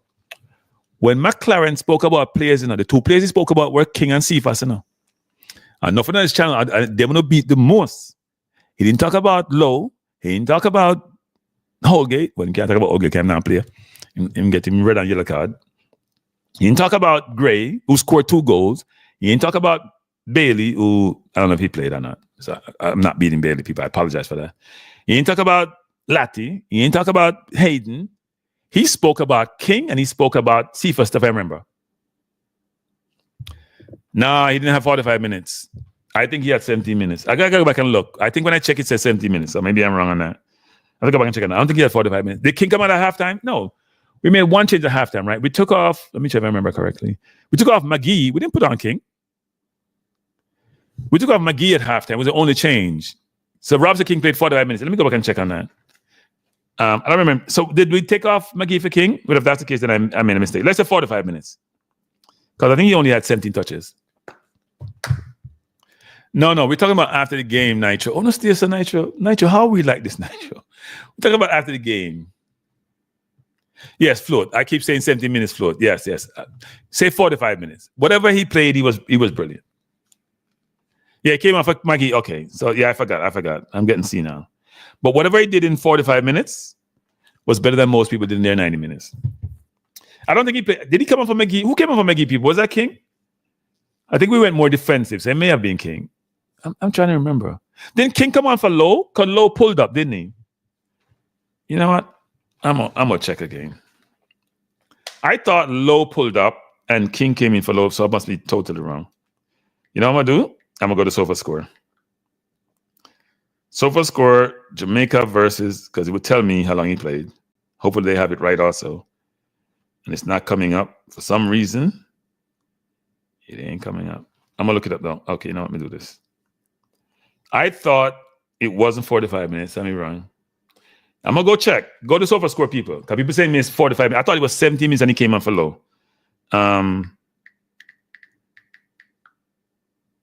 Why would he have 17 touches? Nah, man. He's a King for McGee. So it's Jamaica versus USA. How much we get? About 4-4-2. So some people say it's 45 minutes, and you may be right, but let me just check and make sure. Before I'm agreeing. So Gray scored 2. Way up, Pepe halftime. So they're not showing me lineups. Somehow Sofa, I'm gonna go Sofa and check because I didn't think it was 45 minutes. And you know how much I hate to be wrong. So people are like, why you keep saying 17 minutes, Granky? You're way off on that. I didn't think he played 45 minutes. He may have played 45 minutes. So I'm going to check it myself. I know some of you are checking also. Apologize for hitting the thing so hard. So we got 4-2. So let me see how much minutes King played. So we're checking. Yeah, he played 45 minutes. So I was totally wrong on that. So I did check that out. It's 45 minutes. 45 minutes. So in 45 minutes anyway, Maggie out King in. I forgot about that. I probably was so battered by the outcome at halftime. I probably forget about that. But I thought he was exceptional in 45 minutes. I think that 45 minutes, not 17 minutes, Cranky, is going to give him a look in. People, remember this, people. The game is being showed all over the US, There are MLS teams, there are USL teams, there are other teams watching. So if you see that player come on and look like one of the best, Jamaica's best player on the pitch, frankly, because he looked that way, then wouldn't you you know what? Maybe we're missing something here. No, I didn't fall asleep. Somehow I had in my head he played 17 Float. Yes, Float. You and I were on the same side of the field. And I was even more closer to what that was. I just forgot, Float. I just forgot. Float, just remember, I'm seasoned in, so. No, Dre, I'm wrong. I'm totally wrong about the 17 minutes. I thought it was 17. But anyway, he came on for Maggie 45. I know he went more defensive second half, but I forgot about it. Regardless, I'm going to stop beating about that. And let's go to the performance. I thought he did a really, really good job. Umzo, no, we agree on Umzo. We don't disagree with that tonight. But here's what I'm thinking. His one performance is better than Holgate's 3 performances. And that's a fact. And I'm not beating Holgate. Yeah, but if you keep holding on to the asset, it's going to depreciate over the years, right? Now, I thought, here's what impressed me about King people, which is important. King had the Pinnock composure when he was playing. You go look at the game. King get pressured by a forward, and he dismissed the forward as if he's with disdain, like, get out my way. I'm going upfield. You run, go to the defense and run upfield. I just thought the pass that he made, that one pass to me was like, he got ability. No, I need to see the match again, Nitro. I need to see the match again. I thought King was good. I thought Cephas was good also. Remember, King didn't play the first half, and we won the second half, like the coach says. Right? King didn't play the first half. We won the second half, so he played when we won the second half. Now, Rob Smith. I know all those stats in Rob Smith. Don't forget that, I know all those stats. But here's the thing, Rob Smith, about low stats. Hey, Rob Smith, here's what about low stats that we don't see. Low is the one player, people, that fill out the stat sheet all the time, good or bad. 3 of 10 long balls, so that's a 70% turnover. 8 clearances, 6 tackles, 5. What the stats don't show you is low order position a number of times. What the stats don't show you is low running to half line to tackle and just play the ball around him, and then his defense is wide open. So even though I think Lowe does a good job a lot of times, I think he makes some key mistakes which are not apparent from the stats, which causes problem. He may not be the one who gave away the goal, but his decision put his defense in a vulnerable position, then it creates a problem. And I've said this a lot about Lowe. If he played with more composure, if he played with more thought, like how smart he is on the football field, he'd be a 10 times much better player and be playing at a higher level. His inability, and here's the thing about Lowe, which is important. And Lowe need to realize this because he's getting up there and he's probably not going to change anyway. Let me just say this. I didn't bring this up today, but I'm going to just mention it in passing, right? Somebody said something to Lowe, some satire to Lowe about, I'm going to put it in my own context. He shouldn't be playing football. Let's say he should be a carpenter. And Lowe thing was to go at the person's parent, right? That's inappropriate. Damien, that's inappropriate. That's below you. You could either ignore the person or go back at them and say, you know what? You play to come watch me play. I said that to somebody one time. They're trying to beat me. And I said, about my playing, I said, but you paid to come see me play, right? Because I know you paid to come in, right? And I was playing. So you came to see me play. And he shut them up. Go back in a cute way with the person. Don't go that direction, which just... Because I can say I go to the basement, but I'm not going to go to somebody's parents that's going to the basement. I'll go to the basement a different way. I'm not going to talk about somebody's parent. I may talk about you, say, you know what? You are LSM, like I call Maverick. Right?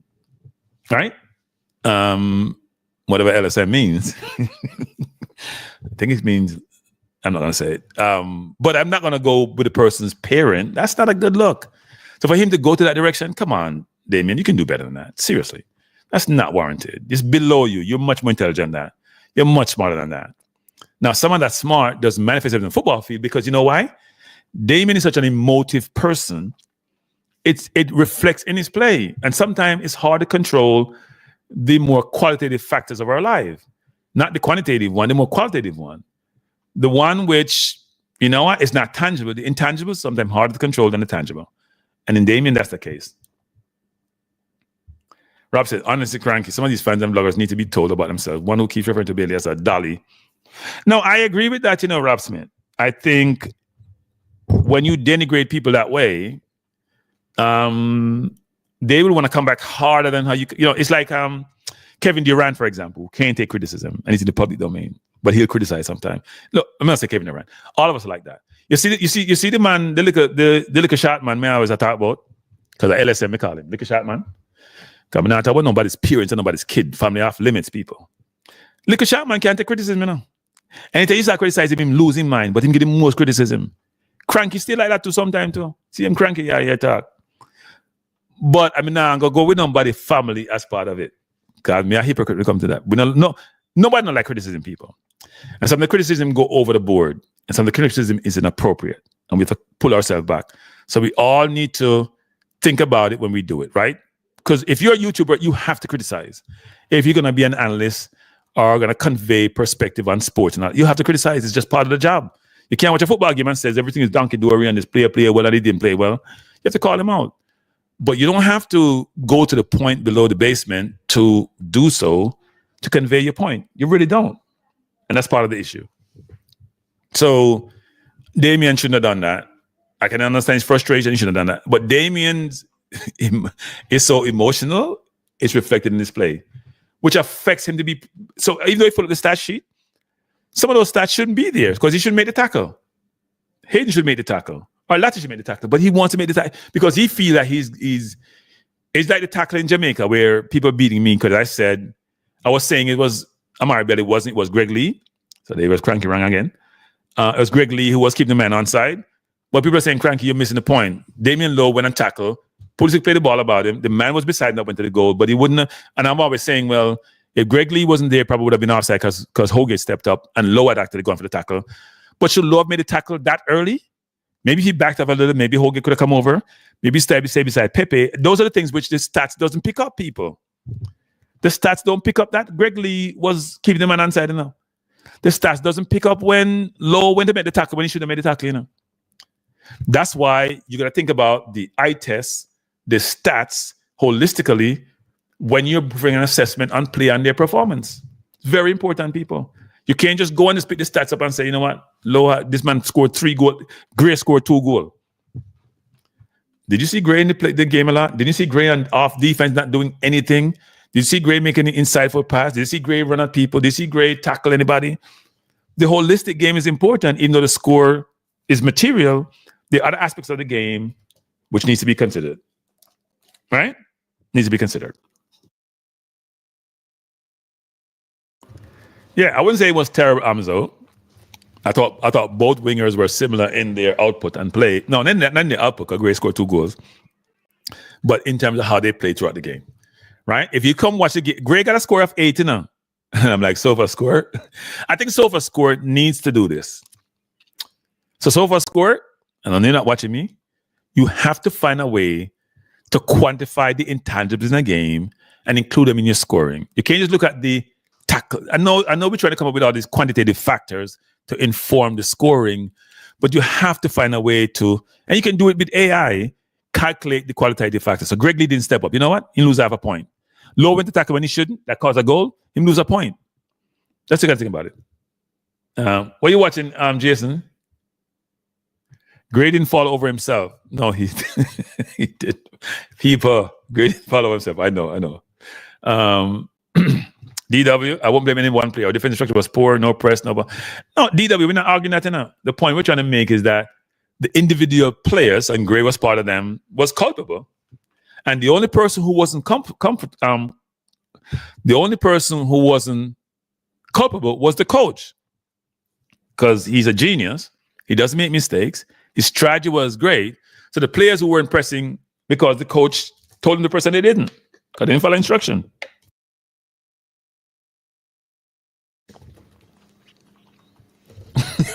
Jesus.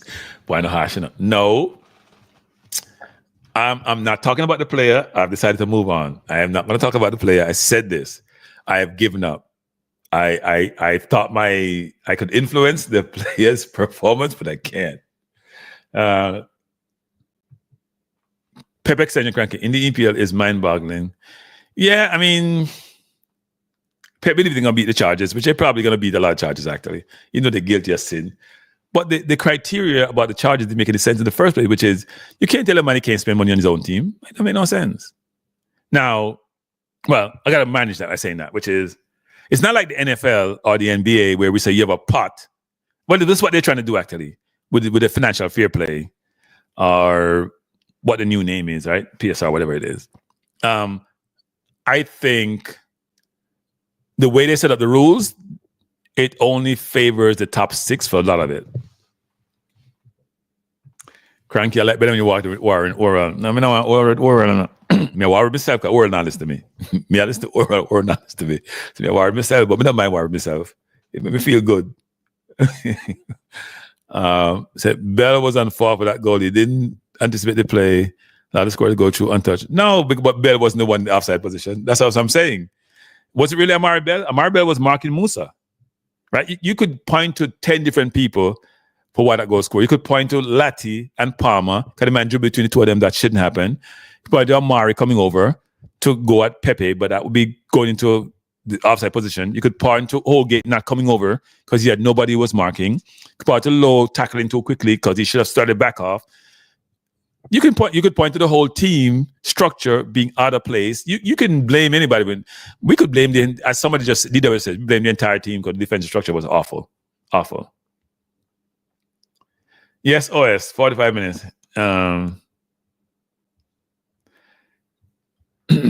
Cranky, do you see King as a second center back going forward, or I was making a case for him to be midfield? Nah, not in the midfield. Nah, not in the midfield. I think he should be considered for second center back. I think what people don't understand is that, yeah, people may say he could be the 6, but I don't think so. I think Aiden would be a good 6. I think Aiden has been playing in the competitive football, not people. He looked decent. He was out of place in the first half. He looked decent enough to be given a second and third opportunity.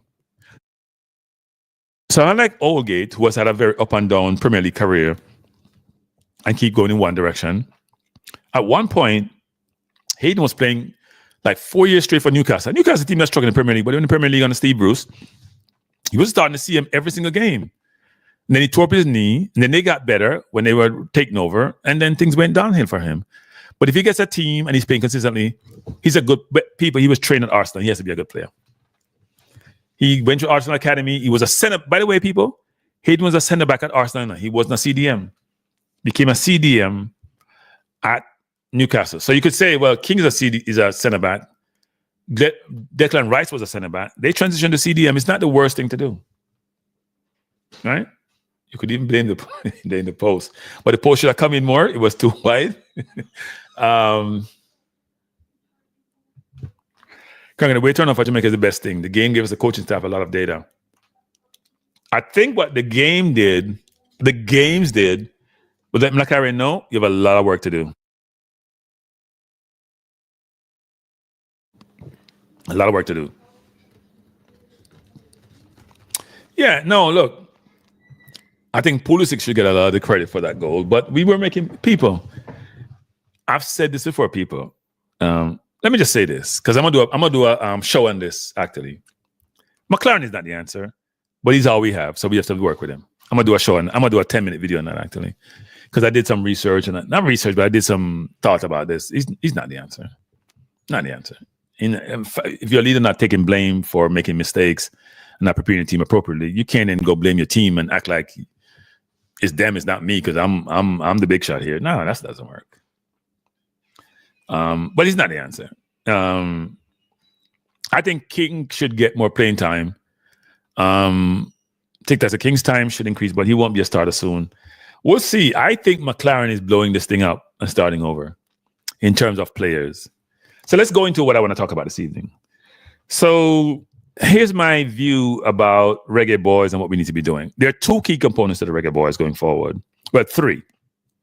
JFF, the coach, our coaches, because it's Mirren God and Steve McClaren. Okay, right, nobody wants that. And the players, right? Well, the players don't control who is picked in the squad for the national team. So it's mainly the JFF and Steve McClaren. The most important thing we need to do now, at this point, between now and March, is recruiting. Recruiting. Let me say this again. We need to recruit better. We need to recruit younger. We need to recruit for need, not for want. Now, everybody who gets a passport should be given a role or a place in Jamaica squad. You get a passport, just like any other country, you're a citizen now, doesn't mean you play my team. We need to recruit across the globe, whether it's in Holland, whether it's in Germany, whether it's in the JPL, whether Montego Bay or Kingston, me not care. There's always going to be somebody who you never thought about, who a coach can see, take them, nurture them, get them up to speed, even though we only have another 3-4 more winter to do so. Right? We shouldn't leave any stone unturned. Because there can be a gem out there like a Ricardo Garden that we don't see, we know about, that we can become the next person. We also have a bunch of young players overseas. As I said yesterday, I had about 14 in my list who are playing for teams like Tottenham, are playing for Ajax, are playing for Chelsea, different teams, who have ability, who we haven't thought about, who we need to be brought into the fold. Some like Whisper, if he gets recovered, should be considered. Others like a Splat, if he recovers from injury and is playing well, should be considered. Others like Brandon Cover should be considered. We shouldn't leave any stone unturned in thinking about these players. Now, he can't bring in everybody. But he needs to say, you know what? We need some midfielders. We need a right back. We need a right back. We need a right back. We need a center forward. We need 2 wingers, maybe even 3 wingers, because the ones we have ain't working. So we know we can talk about Greenwood a lot. We need to talk about Greenwood more. But hopefully Greenwood will come. If he doesn't come, we move on. Let's not pontificate. Let's not delay. Let's go, because we don't have a ton of time between now and June. This next window is the most important window. It's not about St. Vincent. It's about getting a squad together, which you don't have to change materially between now and when we start the World Cup qualifiers. So let's get that squad together. Let's identify the players.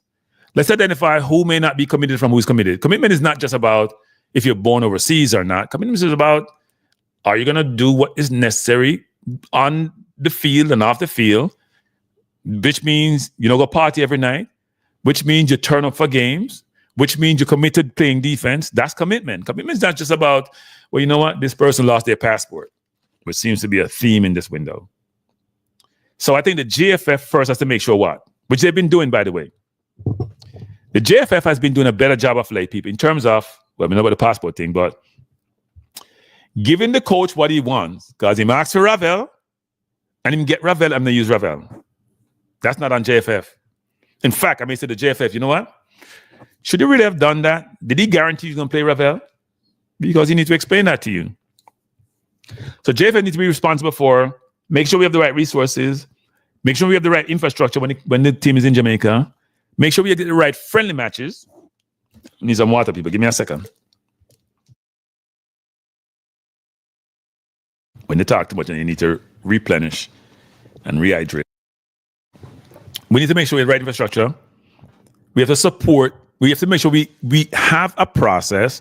If there are players who want to play for Jamaica, like a Dwight McNeil, let me just say that, like a Dwight McNeil who may be eligible to play, or who may be waiting on England, but no, England is not coming, and who we know can add a ton of value, would be the perfect 8 or perfect left winger for us. Bring him in. Fight Devon, Devon, go to your recruiting. Devon, get on. Because they don't give no credit, Devon, but you're the best recruiter Jamaica has by a good mile. It's not the people in the JFF, because they're not recruit nobody. I don't care what they want, so they can beat me all they want. They're not recruiters. They are facilitators. They're not recruiters. We need people to recruit. We need a recruiting strategy, which I've been saying about now for a year, which we haven't deployed. We haven't come up with a recruiting strategy to go out and go source players, make them feel like they're the best thing since sliced bread. You know how people recruit players who are trying to get into college who are 5-star athletes, basketball, football, baseball? They spend a lot of time with them and their family, incentivizing them to join them. That's why you need to recruit players, especially professional players who don't need your resources. Right? You think you're just going to have them, World Cup is enough to incentivize them? No, they mean, well, I don't want to fly no 9 hours, 10, 15 hours, and then I come on here or things are out of whack. Like Hayden used to think, and Hayden used to know before he come here. They want to know that they come into an environment that's professional. Well, you know what? The JFF is creating that environment. Now, let's go see how good this coach is in recruiting, because he needs to recruit and recruit younger, not a bunch of old men who are past their prime. Sorry. Right? I'm not saying anyone's in the squad are, but recruit younger men. Because people like Antonio and people like Pinot may not be around come World Cup 2026. It's a long 2 years for those players who are past 30. Even Ravel, who we're calling in, 2 years can be a long time when you're past 30. You're not Roger Miller. There are only a few players like that. So recruit younger and recruit better. Right? So if the JFF does their job, which they're doing in a lot of respect, and you have to give them in credit, because they only want praise, but when you beat them, they don't like it, but they only want praise. So I'm going to give them praise. They've been providing the resources. Because when them give the man $10,000, may I predict that number there, to send him to get Ravel. I know he's Ravel. McClaren should be beaten about that star. I don't know if he beat McClaren about that. YouTubers, CVM, TVJ, Sportsmax, LSM, Class, whatever, KLS. Now I'm going to beat him, but man, them think not okay. He's not okay. We're not a rich country. Gary Paul said, quit the Ravel talk. All right. No, I'm not quit the Ravel talk. You brought him here for a lot of money. It's a lot of money in Jamaica. What's $10,000 in Jamaica? About $1 million, something like that. Enough money. Could I use them buy some cones or whatever we need to buy? Nonsense that he did. Right? I'm going to say, the Simpleton Hargreaves and Steve, they both seem happy when they come out, but after a few matches, you start to hear the regretting. Yeah, I get the sense that they don't believe the players are good as what they need for them to accomplish their objective. I think that's the frustration for the coaches. The players that they think they have from England, who they think was going to bring in, along with the local players they have, between that and some other challenges, given what they're used to, it's difficult for them. Now, Hargreaves is at Ireland. How much time did he get from England the other day? 5? I'll be shocked if Hargreaves have a job come next year. Maybe he doesn't care. Or JFF let him with that contract. I'll be shocked if he has a job. I think Hargreaves was just desperate to leave Jamaica. Maybe it's a family situation because sometimes your family doesn't feel comfortable in an environment you're not happy with. But he made his decision. We move on from it. We ain't got time for him. We focus on Steve McClaren, who worked with Speed quite a bit. And here's another thing, people. You should not, you know what? I'm supposed to be talking about what we should be doing, but I keep digressing. You should not get a job because of affiliation. He got the job because he knew Speed from the engagement with the talent development program. Speed thought he satisfied some of the things that he need because he was supposed to be a coach for Man U. He wasn't a manager. He wanted a coach on the field. But how much coach you can do in those windows, Speed? I think I told you what we should have had. And you push back and say, Speed no good. And you see Speed win everything. I told you we got to get a Spanish coach. So I'm putting that out people. You hear what I said way back when. Get a Spanish coach. Get a Spanish coach. Get a Spanish coach. I said 1,000 times in different forums. Yeah, single position football. Because you know what? Some people have thought how to think, and some people just react based on profile. I don't care about no profile. I care about outcome. I care about productivity. I care about sustainability. He doesn't give me sustainability. He doesn't really give me outcome. He won one championship with 20. He doesn't give me know-how. He says I'm a modern football coach. I don't see what he does that's modern. I'm not here to beat him. I'm just here to say things which are factual. Or from my perspective, appears that way. So we need Steve McClaren and JFF. So JFF has to get good friendly games. They have to provide resources. They have to provide infrastructure. That's their role. And they're doing it decently. And look at the girls have 2 games against South Africa and play France. JFF is improving. I think Dennis and others have done a better job than we've seen in the past. Obviously, when you have money, everything look good. Look better. Because money camouflage certain things. But I think Dennis and his team, along with Speed and others, have done a better job. Now, what Rudolph need to do is go get a technical director. Because I hear Donald is going to retire. So I mean, I asked the Donald to get fired people. So I'm going to retire. But here's another thing too. Can they afford a technical director? Because if you want a really good one from Spain, by the way. If you need a really good one, or something of that ilk, it's going to cost you a minimum a couple $100,000 minimum, which is expensive. So the JFM need to go out and get sponsors and friend of the diaspora, contribute to GoFundMe if you fund them thing there. Because if they don't treat the diaspora better, it probably in a better situation for them, you know. But they're not reach out diaspora, them just themselves and things say, boy, them know everything, which is not a good thing. But anyway, we're not here to beat them. Because we've been praising them all night. Cranky for technical director. No, sir. Cranky, I try to figure out what we do after retirement. Cranky, I can't be as bad as what we have, though. I'm telling you the truth. Because, seriously, people, it is very obvious to me that technical director is imperative for football.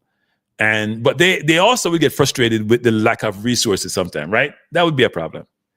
They would get frustrated with certain things. The JFF would have to change to accommodate these individuals. You can't bring somebody from a first world country and you act like a third world country when you engage with them and you do things. No, you have to find a way to uplift your game. You may not have the resources, but work with them to get to a good place, right? And I think that's important. And I hope the JFF get a technical director on a more long-term basis to really help the football. Sit down, come up with a very comprehensive, JFF come up with plans when they have the election, all of a sudden, you're not one of them plans, then they're just gone by the wayside. So, hey, Dennis, if you're out there, maybe we should talk. I will talk to Dennis. I'll talk to Dennis. He needs to come and talk about some of these things. Seriously. Maybe he come on my program, my management, or wherever he wants to go to. It's his prerogative. But he needs to have this conversation. We need a quarterly update at a minimum about some of these things. I'm going to try to reach out to somebody in the JFF if they will engage me. Because sometimes some people are vexed with me. And people may tell them, bother now. They burn some bridges. And that's part of their fault and part of my fault. Right? Because I get a motive on this program. But my intention is good. My way of operating sometimes probably needs to be, and that's where the awareness probably needs to be amended. So let's see how that works. FIFA pays the technical director. Well, if that's I was told at one point by somebody that the technical director was expensive, and the JFF would have to fund maybe all of it or part of it. It was too expensive. Look, people, let me say this. Because I know this for a fact. The JFF has aspirations to get somebody in at a certain level to help the football. But you and I may want a Lamborghini, but we can't afford a Lamborghini. Right? And we don't want to set up in our Corolla. I mean, my son's arguing today about him buying a Corolla. But say go 300,000 miles. I said, buy a better car. But anyway. So we may have Corolla money, but we want a Lamborghini. Right? And that's part of the problem. Or somebody may want, sell us Lamborghini and we just can't afford Lamborghini. But we need the Lamborghini, people. Because here's what you guys don't realize from my top 5 today, which is a purpose in that top 5. We just talk about the best footballers from the English-speaking Caribbean forever. So let's say from the 60s on, because we don't know all the people before that, but there were not a ton of them before that. And we struggled to come up with people who were exceptionally playing at the highest level. We come up with Dwight York. Somebody we had mentioned, but Dwight York is the only person we can come up with. Dwight and say Bibi to a lesser extent. We don't have any. Boyd Lark was probably the only world-class footballer in that listener. Right? You can say world-class. If you go to Africa, we shouldn't say Africa. If you go to Cameroon or Ghana, we do a comparable with the Caribbean to the population, right? Because Caribbean is not 20 million people English speaking. you still would struggle people. I forgot what the number is, but I knew it. What the number is, like English-speaking Caribbean. We have countries in Africa that produce that. Don't think about Uruguay in my country. Them live and breathe football. We're not using that comparison. We're using similar people persuasion as us. We can't come up with but Fuller played for Stoke. Fuller wasn't at that level. Sustainability. Fuller played enough championship football enough. Football didn't play like Bibby, who played like 10, 11, 12 years in the Premier League. Fuller didn't play 6, 7, 8, 9, 10 years in the Premier League. Right? What we're saying is that Dwight York, and then we stuck for a while. And then we go to Bibby, and then we're stuck for a while. We should be rattling off 10, 15, 20 players who played at the ice level over the last 40 years. And we can't. That means there's something wrong with the coaching in the Caribbean. So this is not a Jamaica thing, English-speaking Caribbean I'm talking about. There's something wrong. Nobody now said Bibi Abala. Nobody now said Bibi Abala. We're talking about where the world-class players, because Bibi was a world-class, very good player, started pretty young, from 98, but where the world-class players come to the Caribbean? Gary Powell, there are levels to this thing, Gary Powell. There's levels. Fuller was skillful, beat a man here and there, score some brilliant goal, but look at him stats. Right? Dwight York went to Aston Villa, he went to Man U, he played Champions League, he played with the best players in the world, the best club in the world at one point. We're the world-class player.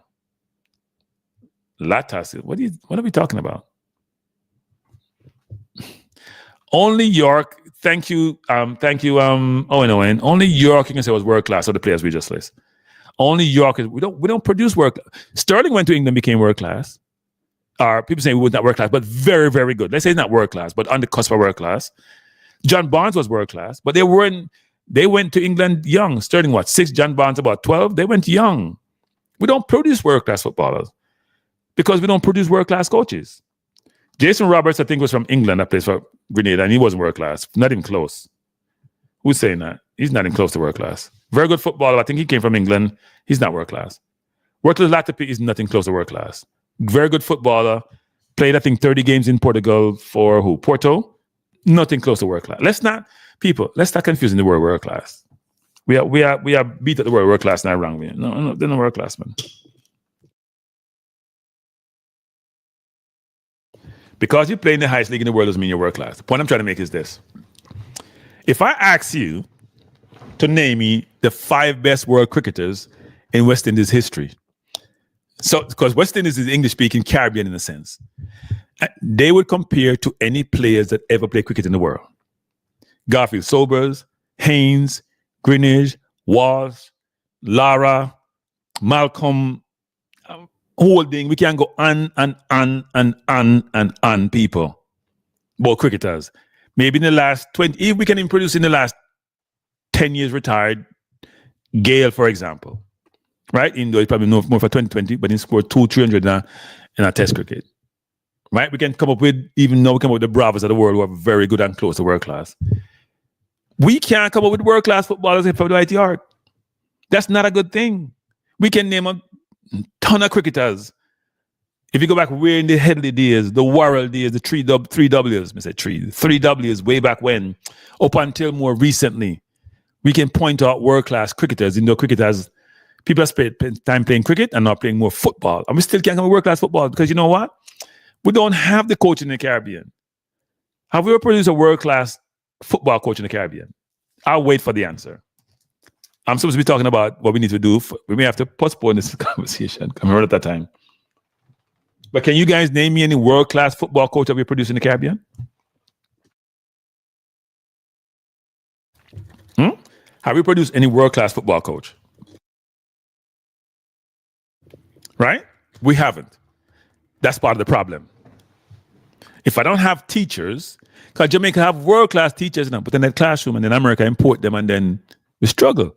World-class teachers at university, world-class teachers at high school, world-class teachers at primary school, compared to any teachers in the world. We couldn't have skill at world-class. Can start playing early. Even though he probably had world-class potential, I think skill had world-class potential. I would say Diego and Waterboy probably could be a consideration. There's not a ton of them, actually. But they never matriculated to being world-class. Skill goal was too controversial to be even world-class. Even though I'm controversial in them old age, you may send this something. Still a controversial. Tapa, in a man to be a class, in a world class. A man to be a class, in a world class. There ain't no such thing. Our Jamaica class, even though world class. What about our Jamaica class, even though world class? People, we're using names which okay. Let me just say this. So let's revisit the conversation. Maybe ones who have world class potential way back when, but they're nowhere close to being world class. Nothing. Water boys, nothing being world class. Because if you're world class, you should at least get close. For example, Robert Morrison probably had the ability to be world class, but he was never world class. Can't hold on a club, play for about 10-11 club. But if you look at him play, you could say, you know what? He has world class potential, but he's not world class. So we can't put him in that category. Yeah, but I'm not buying that DW because a lot of Africans look at Africans like what's the name that play for Barcelona? There's a bunch of them. The Drogbas of the world. You can name a ton of African players who are concentrated between Ghana, Cameroon, Senegal, the Manes of the world, the what's his name that from the president of football for Cameroon. There's a ton of them who are world class players, right? That come from the same country. So we don't want to compare to that bigger population, but I'm just saying they have world class players. We don't produce world class players. De La Pena wasn't world class. No, he wasn't world class. Very, very good back in the 50s. He wasn't world class. He wasn't playing Division 1 in football, destroying like York didn't get a big move to Man U. Didn't. He wasn't even close to world class. Well, the world class definition, Brian, is not something which is, I think, is definable. Right? I've been having that conversation with people of late about that. It's not really definable because some people view of world class. I'm going to look it up because I don't want to give you a definition. But even that definition that it comes out doesn't equate to me. It's almost like you know it when you see it. Right? You know it when you see it. What's a world class footballer? A world class performing organization is one of the best in the world. Doesn't tell nobody anything. It doesn't tell you anything. So here's an example of world class. You have to almost use example to define world class. Like a Messi, a Ronaldo, now let's use more contemporary football. Mbappe, Bellingham, who's not even world class yet, but getting close to it. But those people fall into that category, right? Pressa, yes, he's world class Jamaican. But Fuller wasn't world class. What much goal Fuller was Coach Jamaica? About 7 or 10 in 6 or 7 games. No world class one. Yeah, no, I know DW they do, but I'm just saying some of those African countries don't have the resources Jamaica has, and yet they have done better than us. I mean, the population is bigger. Nigeria's millions and hundreds of millions of people. So Nigeria doesn't even produce footballers like a Ghana do. They're doing now, but they didn't produce it like Ghana or Cameroon or Senegal does. They're doing a better job now, especially given that they're exporting people. But yeah. But the point I'm trying, Salah is it, but Israel, I mean, you can't say Egypt produced a lot of world-class players. Salah is the only one I know. The point I'm trying to make is, because we're talking about the English-speaking Caribbean, we're not talking about one country. It's a small number of people, but the point I'm trying to make is that we have one over 40 years that can't be good. Somebody may question York being world-class, but to me, he's close enough to say he's world-class. World-class is subjective. It is subjective. It's not easily definable. I agree with that, jargon. It's subjective, but I think you know it when you see it. Or at least a person on the periphery of being world-class. So if you say, today's football, don't think about Messi and Ronaldo. They're past their prime. They're no longer world-class. Van Dijk is world-class. Saliba looked like he's going to be world-class, right? Who else would I say? We look at a different team. People say Trent is world-class. I would say no, Trent is not world-class. I can't defend. But he has world-class capability offensively. Right? That's what we're talking about. Vinicius Jr. Is he world-class? Probably close to it. Modric was world-class. But we can roll those off our lips. Kanu wasn't world-class. Okocha was but they were brilliant football players. Kanu had art problem. Okocha didn't only play for a few teams which were great. Played for PSG, played for Bolton. But he was on the cusp of world-class, so we put those in the category. But he wasn't truly world-class. He's an all highlights film on YouTube and all that. But was he a world-class footballer like a Zinedine Zidane or like a number of these players like a Kevin De Bruyne? No, he wasn't. Yeah, Torre was world-class at one point. Neymar is world-class, even though some people don't like Neymar. The point I'm trying to make is this. Now I'm going to go to the world-class thing.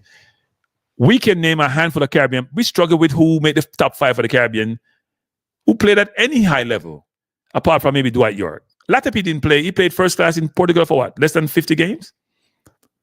Right? We talk about Whitmore. He didn't play Division 1 in England. He didn't play Division 1 anywhere else outside Jamaica. So the problem I'm having is that why can't we produce those type of players? And we want to dominate this part of the world when we're not producing those players because we don't have the right coaches. And by the way, people, and if you're Trinidadian, don't take this personal. So let me drink some water before I say this because it's going to get me in trouble. So you should always do that before you get in trouble.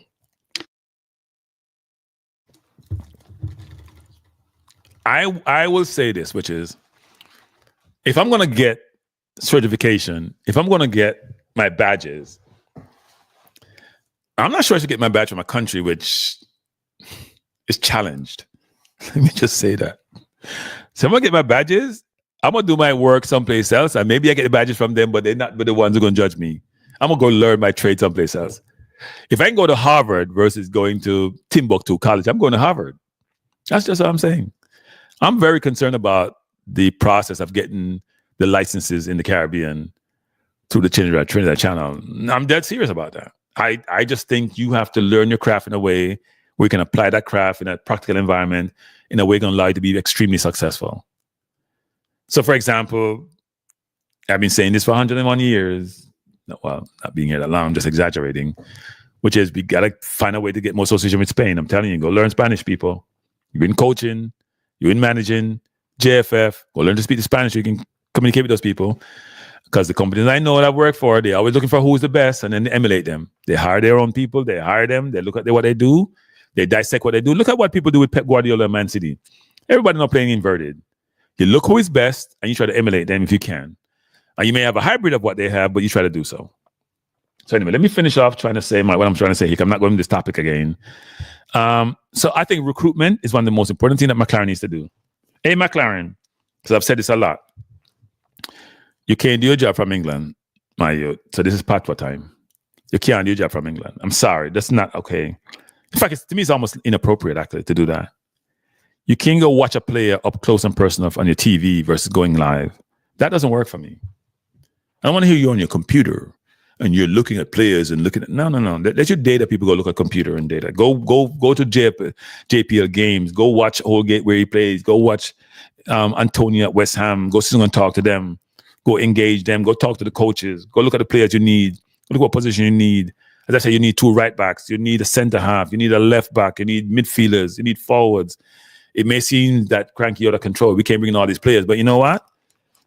What we have is not sufficient. We need better players who can keep the ball, and we can't do that. He wants to play position football, which I support. Except I'm not sure he's a position football coach or he's a coach who is doing the hard work to get the players he needs. Right? Yeah, but I mean, a lot of those Africans get traded. They do a lot of engagement with Europeans, right? They not only stay in Africa and sit down and do anything. They do a lot of engagement with Europeans. Yeah, well, you shouldn't get your badge from Trinidad. I'm going to get beaten about that, but that's not where you should go. So here go TikTok. The players in England, he's in the right place. He would be useless living in Jamaica. Yeah, I mean, that's your view, TikTok. I'm not saying he should live in Jamaica, but I'm saying he has to be more in Jamaica. And when he's in England, he can't be on his estate wherever he is on his computer. So what is he doing in England, TikTok? Since you're the genius as usual. What is he doing in England? DW. Hey, Alan Madrid. Let me ask that question. People may ask Alan Madrid the question. I know there's a lot of people, and I hear them on the radio station saying, what is he going to set down in the squad? The man watched us play and said, I need a new team. This is not, I got to go recruit people. You came in, you should have known this before you come August. I keep saying this. It's a reactive coach. He didn't do his homework. He didn't know what he had. I'm sure Hoggams to talk to him. He didn't know what he had. He didn't do his homework. That's why you got to get a young, hey, people, let me tell you something. Jamaica needed a very young, hungry, strategic, deductive, future-looking, forward-looking coach who has his pulse on what is needed to be a good team. They hired a retiree like me who should be on YouTube, giving instructions. That's what he should be doing. It's not a good thing. It's not a good thing, people. They had a retiree like me, which is not a good thing. Somebody sent me something, says, I'm going to digress. Jackets in Jamaica. Hey, you know what? Somebody remind me. Write a poem, people. Ratted. Somebody just remind me. Write a poem, which means if you put it on, may say it out in public, say no. Write a poem. I read my poem. I'm sorry people digress, but somebody sent me a thing. Jackets in Jamaica, DNA test, drama, and daddy dilemmas. Wait, people. Somebody just send me this. I write a poem. I find my poem. This sound really bad, people, that I'm in the middle of football, but you know, something I'm going to do on show for the rest of the week. I wrote a poem about this. It's totally different, totally digress. Some of you going to lose your mind. Cranky, Cranky, can't you think linear, Cranky? Why are you all over the place? But no, write a poem, people. I read my poem. And then me find a way to make me. You know, I probably shouldn't read it, you know. But I read a poem, and I try to find my poem, people. My digress, people. No beat me. And someone may even leave, but me understand if I want to leave. I write one poem, people. I feel my poem is original, so no copy it. And I run go to the studio with it, because I'll sue you. If you publish it, me do my research about it, me publish it. No, and I write one this. You know what? Me not publish it tonight. Write a poem about the jacket thing. But me can't find my poem to write it. I even send my poem to myself to make sure, because you do that, you know, you want to copyright the thing. And I'm trying to find it, and I have no idea what I did with it. But I'm going to find it. Because I thought it was very, very good. Because somebody just sent me something. And I recall that I wrote my poem. And now I can't find my poem. Because I want to read it to you. Because I thought it was good. And I can't find it. So I have to move on from it. Jeez. This is really bad. And go back to my football. All right. I got excited because somebody sent me something which somebody wanted me to talk about. And I cannot believe I can't find my poem. You know what? I'm gonna do this. I'll read my poem, man. I'm thinking good enough. So I want to read it. That's why you hear me even talking patois. File open. Let me see recent. It must be here. Wow, it's not here. Oh. Copyright process. I apologize, people. Oh, yeah, here's my poem. I'll read it. So now tell me. You know what? Now put it on the board, but don't tell me if you don't like my poem, right? Let me put it on myself. So this is always my brain works sometimes, you know. I'm in the middle of explaining what we need to do for football, and I'll jump into one poem. See, I'm madness, me I go on with it now. But I like to do this anyway. I like this. All right. So someone will beat me now, but I don't really care. This is important. It's part of your life. And if you're young, and if you're old, it affects you. So here's the thing, people. Here's my poem. Me I look for music feed. So if you have music producer, when you talk, here's my poem, people. Now listen up. So now listen up carefully. Can write my poem. I send it to myself, so I know it's my poem. It's original. It's called Whose Child Is This? I wrote it yesterday. Whose child is this? And it should be to music, you know, but I'm not a music creator, but it needs to be to music. It says, in the heart of the island, where the rivers run deep, a silent storm is brewing, a truth we fear to speak. A study revealed what many dread to know. 1 in 4 fathers raising kids not their own. 70% of daughters, their fears confirmed. A child not theirs, trust and love overturned. At the root is promiscuity, a culture ingrained, a truth we can't ignore, though it's hard to change. And here's a pre-chorus. Whispers in the town, judgment in the eyes, families torn apart by unanswered whys. It's not just about the bloodline, it's about the pain, the wounds of mistrust, breaking hearts again. And here's the chorus. Whose child is this, that the truth be known? This chronic issue cuts right to the bone. So here's where we go. Maybe get beaten by the woman now. DNA is the answer, the clearest way to resolve the doubts and heat the fray. Let the love be real. Let the bond hold strong. For the children of Jamaica, we must right this wrong. Promiscuity runs deep. It's part of the tale. A way of life for many, though it often derails. While the culture may not shift overnight, No, let me take off this. We get beaten.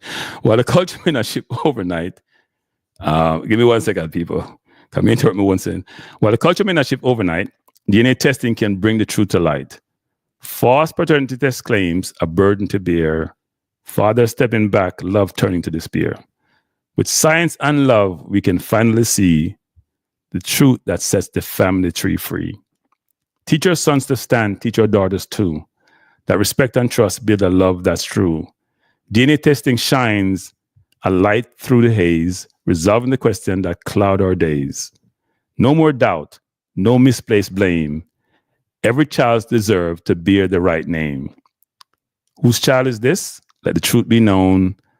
This chronic issue cuts right to the bone.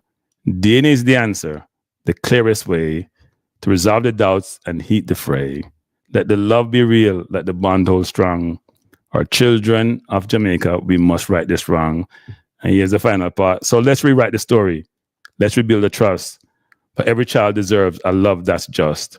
From Kingston to Montego Bay, hear the call. It's time for unity, time to stand tall. Whose child is this? DNA will guide. With truth and love, we'll stand side by side. The root runs deep, but the path is clear. DNA testing brings the answer that's real near. Now, if you're a woman, you'll beat cranky. You'll beat cranky people about this. But if we can't change culture, if we can't change behavior, then we have to find a different way to allow each kid to have a father that's their real father.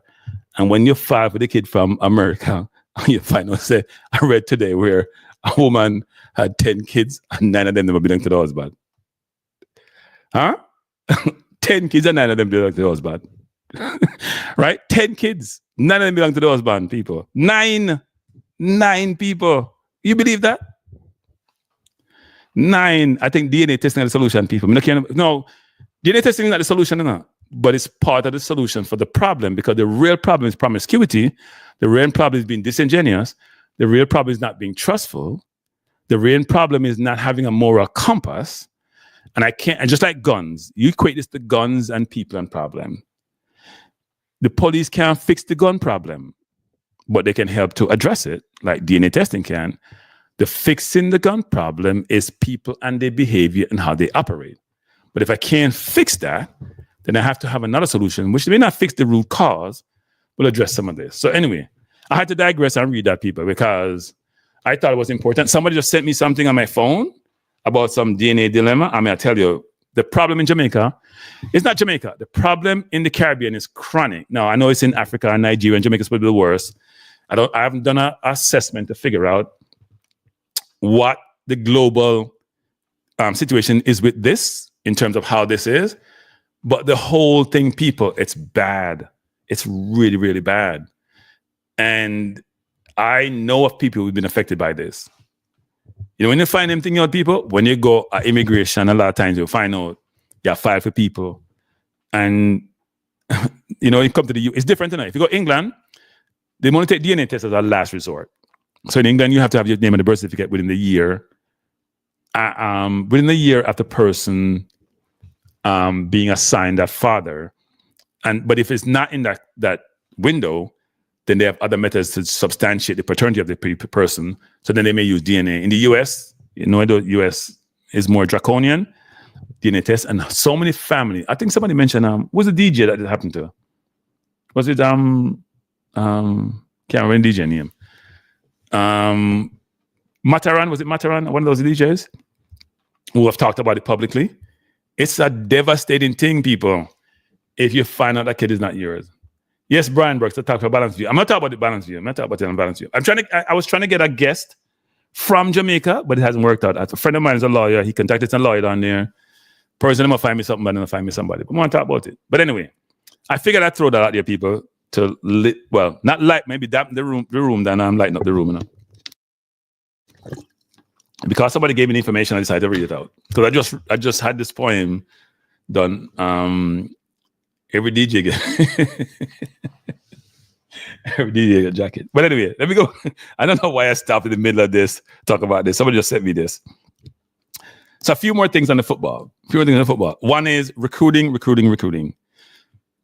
please, JFF, work with Pika, work with the Ministry of Sport, work with McClaren. McClaren, go do some work, man. Go do some work. Stop relying on American to help you. Not care what you want to read out to we and prepare for with Simon prepare you. Go and do your job. You're getting paid. Do your job the right way. Okay? Go and do your job and go recruit players. Work with the players. JFF, do what college administration does. Make it easy for the players to see that, you know what? We're a destination for the team and for them. Right? Oh no, Jamaican men, we get this in the car. Them fees are them and the man. No. So Jamaican men, them all get this. Them fees are them and the man. All of them. Almost again. But anyway, they feel like they're the men. But we go back to the football.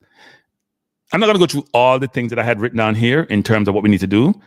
But I think there's a defensive element to this, which is what's the vulnerability defensively how we perform. Focus on transition defense, midfield dominance. We need midfielders who can keep the ball, who can progress the ball, who can dip a shoulder, who can make a pass, who are not intimidated by the opposition. And our attackers need to do better. Here's what's funny.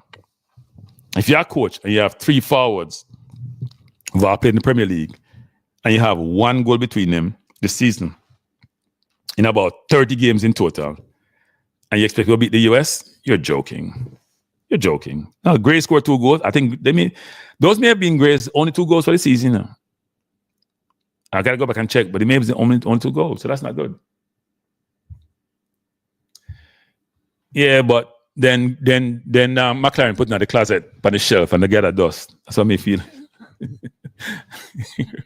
All right. Now I was talking about the 3 forwards, Nitro. I didn't say anything about defender scoring. I said my 3 forwards: Gray, Bailey, and Antonio. I think between 3 of them, they may have 1 goal this season, if I'm not mistaken. Bailey hasn't scored in the EPL. Gray barely plays where he is. He's missed of 12 games, he's missed 7. He's not in the match squad. I don't know if he's injured or what. And then I think Antonio scored 1 goal for West Ham in the Premier League. I don't know if he's maybe I should check if he has another goal in the EFL or something, but I think he has 1 goal this season. So we're not scoring.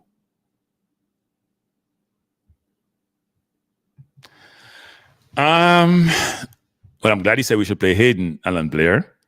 I don't know about Richard King in the CDM position. I think Lowe needs to be challenged for the centre back position.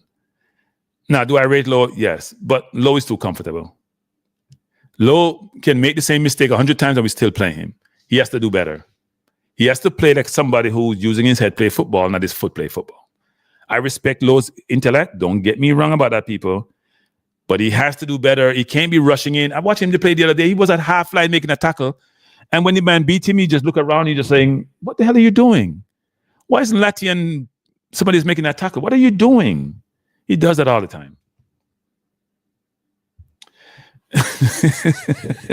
yeah, Nitro. It appears that way. Because they no goal scorer on the pitch. Gray scores 2, but the goal scorer on the pitch. But I do think that we need competition for places. I heard somebody rated today, so we need 33 players. They're right. 3 players at every position, and they should all be able to take somebody's game. That's what you want. Look at England team, for example. No Grealish, no Sterling, no Rashford. The young boys, Gordon come in, Palmer come in. They're taking their game. And these are accomplished players. You need competition for places. Rashford and Sterling can't even get in the team anymore. Sterling is struggling, but see, these are accomplished footballers, and yet their game is under pressure. We need people under pressure. People don't do comfortable. Even Andre Blake needs to have competition. I think Jamal, what's his name, is a good goalkeeper, right? But everybody needs to have competition for place. TikTok, I've never said Lowe is not a good player now. But TikTok, you would never admit that Lowe makes bad decisions a lot of time. Almost every game he makes a really bad decision that's costly. So he needs to change his game, or he needs to get changed. I'm sorry. He needs to change his game or get changed. Can't keep doing the same thing over and over again with looking for a different outcome. Not happening. Well, in the midfield, as I said before, I think Aiden can give them the ball. I think Ravel can give them the ball. And go get Dwight McNeil. I can't think of another midfielder. Don't tell me about Lewis Baker. He ain't got no papers. He ain't gonna get no papers. He's not coming. So here's what I want. I want Kai Walker Peters at right back. I want Dwight McNeil in left center midfield. I want Greenwood on the right wing. I would love to have Cameron Archer challenging Antonio. Left wing, I would love to have Reece Nelson say you want to commit and come and challenge on the left wing with Gray, along with Cephas over there. That's what I would love. And I need a center back. I need another center back. I have a lot of them. I'm not a big Holgate fan. I'm be honest. I'm not a big Holgate fan. Haven't been. I used to like Holgate at Everton for a while. Watch him play over the years. I'm like, nah. I don't think we should have brought Holgate. I have no problem getting citizenship and being available. I'm not a big Holgate fan. I became a big Pink fan. I wasn't when I saw him play in Austria and getting burned by the US. But he's convinced me over time with his play for Brentford and his play for Jamaica. Right? No, Dwight Mendy can play the 8 and he can play on the wing. I didn't say he plays central. He can play the 8 and play the wing. He can play on the 8. I know he's a more left wing, he can play in the 8. I've seen him play the 8. Sometimes they play him like on the inside at Everton. He was at Burnley with Sam Dyche. He can play the 8. I want somebody who can go box to box. Lyle Kelly will not be joining. Lewis Baker will not be joining. They ain't got no papers. Ben Godfrey, I don't know about. He's in Italy now. I'm naming all the players I think have Jamaican papers who can do well for us. I know we have talked about, what's the kid from Bournemouth name, but he's on the bench. But I think Kai Walker-Peters is the answer at right back. Or go find some kid with some very good potential who can compete. They may be at Tottenham, they may be at Chelsea, maybe at other clubs. Go find them. Bring them in. Give them a chance. Give them a chance, people. Don't just discard them because what? Give them a chance. Dwight Mendy can play anyway. In anywhere across the first, apart from defense. I haven't seen him playing defense. Now, people, what 8 are you talking about, Jason Gunnar? 8 is he plays box to box. First of all, Jason Gunnar, he plays all along the wing. He's defending from his box to the other end. So what's the difference? It's not too deep, man. If you're playing the 8, like Arsenal play the 8 with Xhaka, or Arsenal play the 8 nowadays with, who we playing 8? With Marino, right? Man City plays the 8 with Silva, because they want to play on the right. It's the same concept. They're box-to-box players. Man. Max Aarons. I'm not going to say Max Aarons. I like Kyle Walker-Peters better. Because Kyle Walker-Peters can play the inverted. That's basically what he does anyway. Even though it's not what he really does in the team. But that's what I think he has the 8. Like a Robinson play for the US, I think he can play the 8. Ben Johnson right back. Nah, he's struggling to get into the team. We don't want Peter in the Premier. Here's another thing too. He's not Marino. No, he's more athletic. Marino's better in tight spaces, but he's more athletic. No, come on, Jason, man. Jason. Come on, Jason. We need to go get a couple young players with potential who are better than what we have now and bring them in. And some of these players I'm talking about, somebody talk about Julian Sterling can be versatile. Yes, that's what we need. I saw Julian play. I think it was at Rangers I saw him play. I don't know if I've seen him play it late. Yeah, we have some players out there we can go recruit and bring in to help us. Getting booked by the US is not helping us. Ben Johnson wasn't starting at West Ham, was he? He moved to Ipswich. He wasn't starting. Now he's probably in the team. He's a possibility. But the point I'm saying is that we can't think about all the players now. That's what the coach is supposed to do. We can't do his job. That means he play deeper and the whole fan base would cuss him playing wider or behind the striker. Nah, I don't. I think Dwight Neal can run from box to box. Watch the kid play for years. Thank you, US, for the whooping. I'm telling you, best whooping ever, Ala Madrid. Totally agree with that. Totally agree. 2 letting players who are waiting on England. TikTok, we agree to disagree.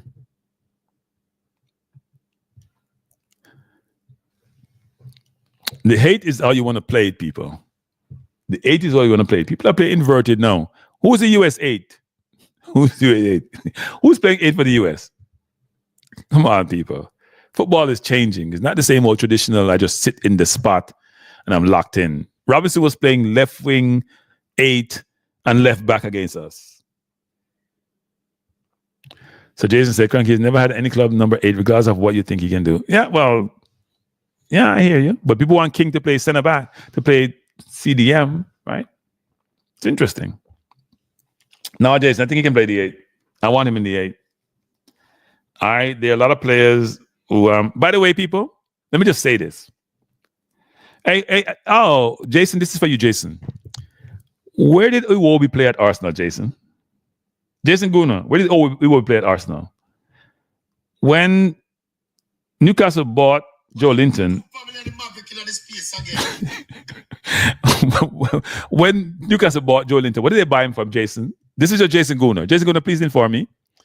When Newcastle bought Joe Linton, what did they buy him from Germany? What did they buy him to play? Where is he playing now? What was he Iwobi acquired for? Where is he playing now? Iwobi played left wing, yes. Was he playing now for, what did he play at Everton after somebody got injured and they moved into midfield? Where does he play at Fulham? Where's Joe Linton playing now? Because the player has shown he can play there. It's not that difficult for him to play the 8 versus playing on the left wing. Because some Daesh have him running the entire full length of the field from one end to the next.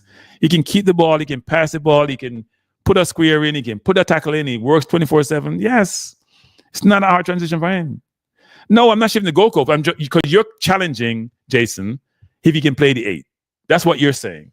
And I'm giving you examples of where somebody have transitioned to the 8 and it's worked brilliantly. And I've seen where Matt Neal played. When he replaced Gray in the Everton team, the way he was playing was almost like an 8. You see like how Ramsey played for Villa now? That's how he was playing. Is Ramsey a winger?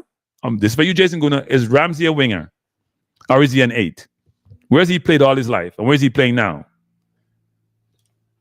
Just saying. Is McGinn a winger? When he benched Bailey and he sold Diaby and do all that, where's he playing sometime McGinn? Football is changing, people. We got to adapt to the times. And some players of ability, because they've not been tried in certain positions, doesn't mean it can't work. Look at the player. Look at the versatility. Look at their stamina. Look at their ball control. Look at the ability to dip a shoulder. Look at the ability to make a pass. Look at the ability to run off the ball. Look at the ability to tackle. Then come back and talk to me about whether or not they can transition. He's on the left side. He's playing left wing. He played the entire left side. Does he have the skill to play in the midfield? He does, and I'm done on that topic. No, DW, because that's what Iwobi has done. Joey Linton was a forward, people, a center forward. He's now a midfielder. Not by design, just because, what's his name, from Newcastle, had 10 men and he put him in there and he didn't take him out after that. Come on, people. It's an easy transition for McNeil. Much easier than Joel Linton transition from forward to midfield. Or he will be doing so. By that concept, Jason Gunnar, is it will be a tackler. Because when I see Dwight McNeil, he's running 24/7. Oh, Lord. No, I got my bed. No, dread. Me. TikTok, we doing the life out here, people. TikTok, we doing the life out here. Live out here. We need 8 and we don't have no 8. We'll convert McNeil to 8. And we know McNeil can play the 8. Reggae McClaren doesn't want these players to play for Jamaica away, which is a better friend than not Jamaica. Yeah, but I think McClaren is now getting desperate. Hey, people, let me tell some people. Let me drink some water when talking about this, because we have to have a conversation. We have to have a conversation. All coaches want to win. Not debatable. So yes, McClaren may have an affiliation with England. He may feel an obligation to England, but he wants to win. Now, would he have reviewed would he have tried to recruit a Palmer, a Smith Rowe, all of that? Maybe not, if they're eligible to play for Jamaica. But I think he's now saying, we're not where we need to be. And if I don't careful, Costa Rica, Panama, and him talk about Honduras will nip us for those automatic spots in this region. I have to get better players. My midfield is not sufficient. Some of my forwards are not sufficient. I have to force some of my forwards to play more defense and make them sure they have replacement and they won't be in the team. I have to make Grayley and Bailey fear for their game to force them to do something they may not be able to do, so they go sit on the bench. I think he's now realized that, you know what? We're not good enough. We can't compete with the US. We're out of our depth. I need better players. Because I don't own this because I'm not responsible from what he's saying. He's basically saying he's not responsible because he blamed the players. So if that's the case, you got to get better players. If my tools are not good enough, I got to get better tools.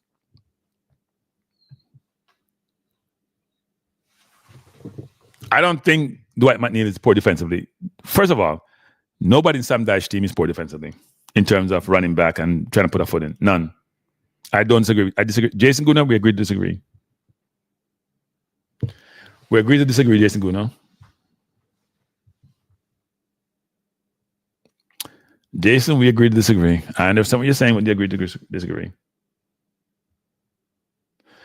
Yeah, but the coach has to be very careful, Hala Madrid. It's one thing to want to go bench certain players, but when the players have pedigree, it's harder to bench them. Now, if you have ample replacement who are producing, because here's the thing, people, which is kind of funny. I'm not beating Bailey, people. I'm just pointing out some stats. Bailey has played 32 games for Jamaica, scored 5 goals. Damari Gray, who has regressed. Thank you, Nitro. Thank you, Nitro. Because I don't know what Jason Gunnar talk about. And I respect Jason Gunnar's intellect and ability to decipher teams and players, but Jason, you missed this one. Trust me. One thing is, people, I watch Everton a lot because wherever Arsenal players go, which is where we went, which is where what's his name from Arsenal went before him? Walcott went. Theo Walcott went. I was a big Theo Walcott fan, even though people say he didn't have a footballing brain, but I love Theo Walcott for some reason.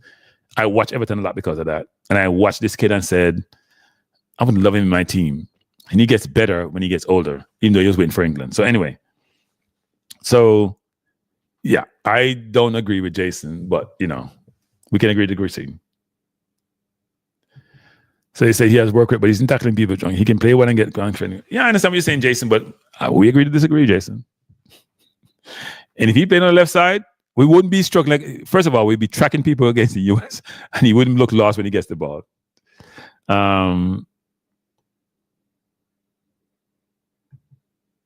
Yeah, no, I can understand what you're saying, Jason, but I think he can play there. With his energy, he can play there. Okay. You're thinking about Mitchell, right, DW? You're thinking about Mitchell. I'm not overly concerned about getting Mitchell, to be honest. I think Mitchell want to play for England. And even though they keep leaving him on the side, even when they have no left back, and they put other people at left back, him still have England hope. I don't want to pressure anybody who doesn't want to come.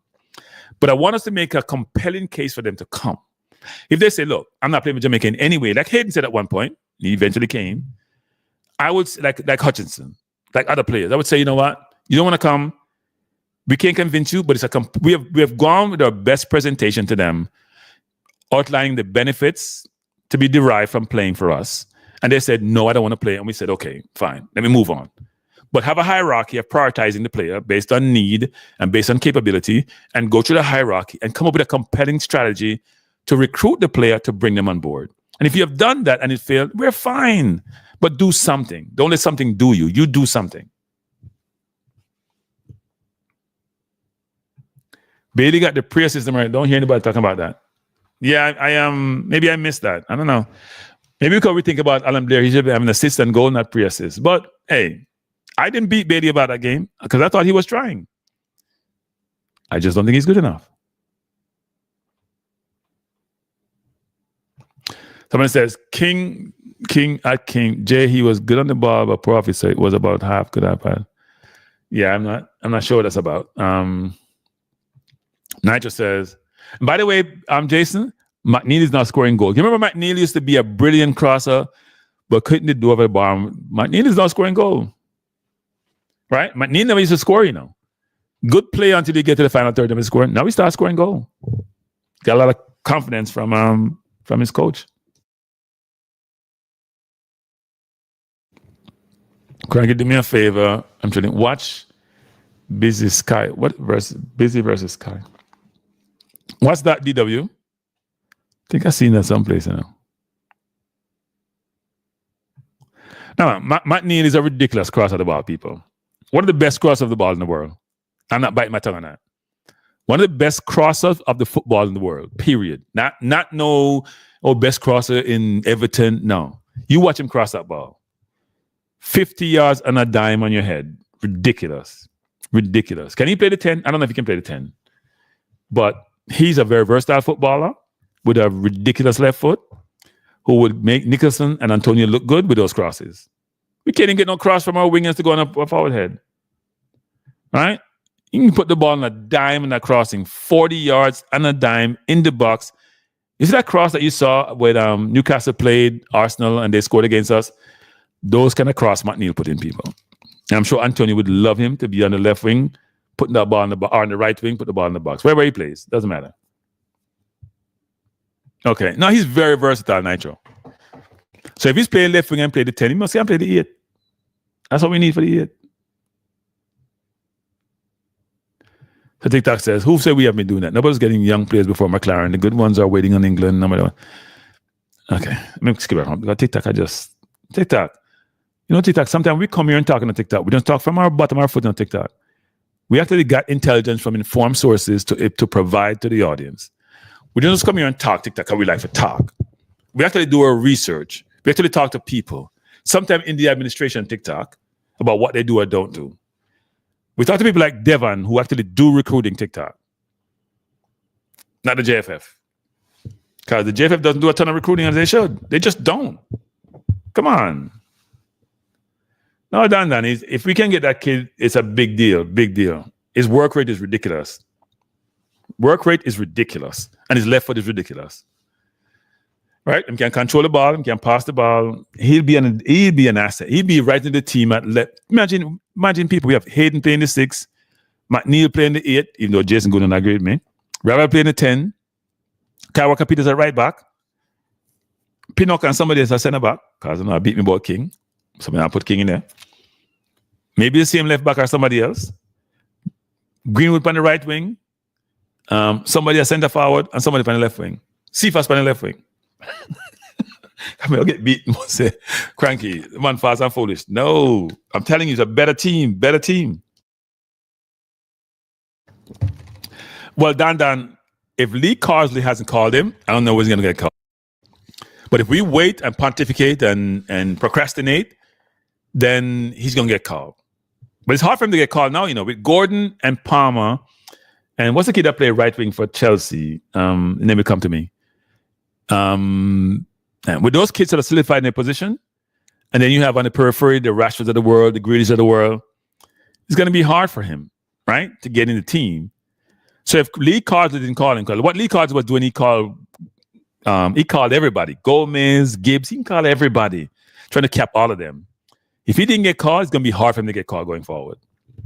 Yes, Dan, and I said Cephas until we can do better. But right now, I put Cephas out there instead of Gray. Sorry. But the point I'm trying to make people is this, is that we got to go pursue this players hard. We got to play him, convince him hard that he should come. We get mean by the U.S. help and didn't help.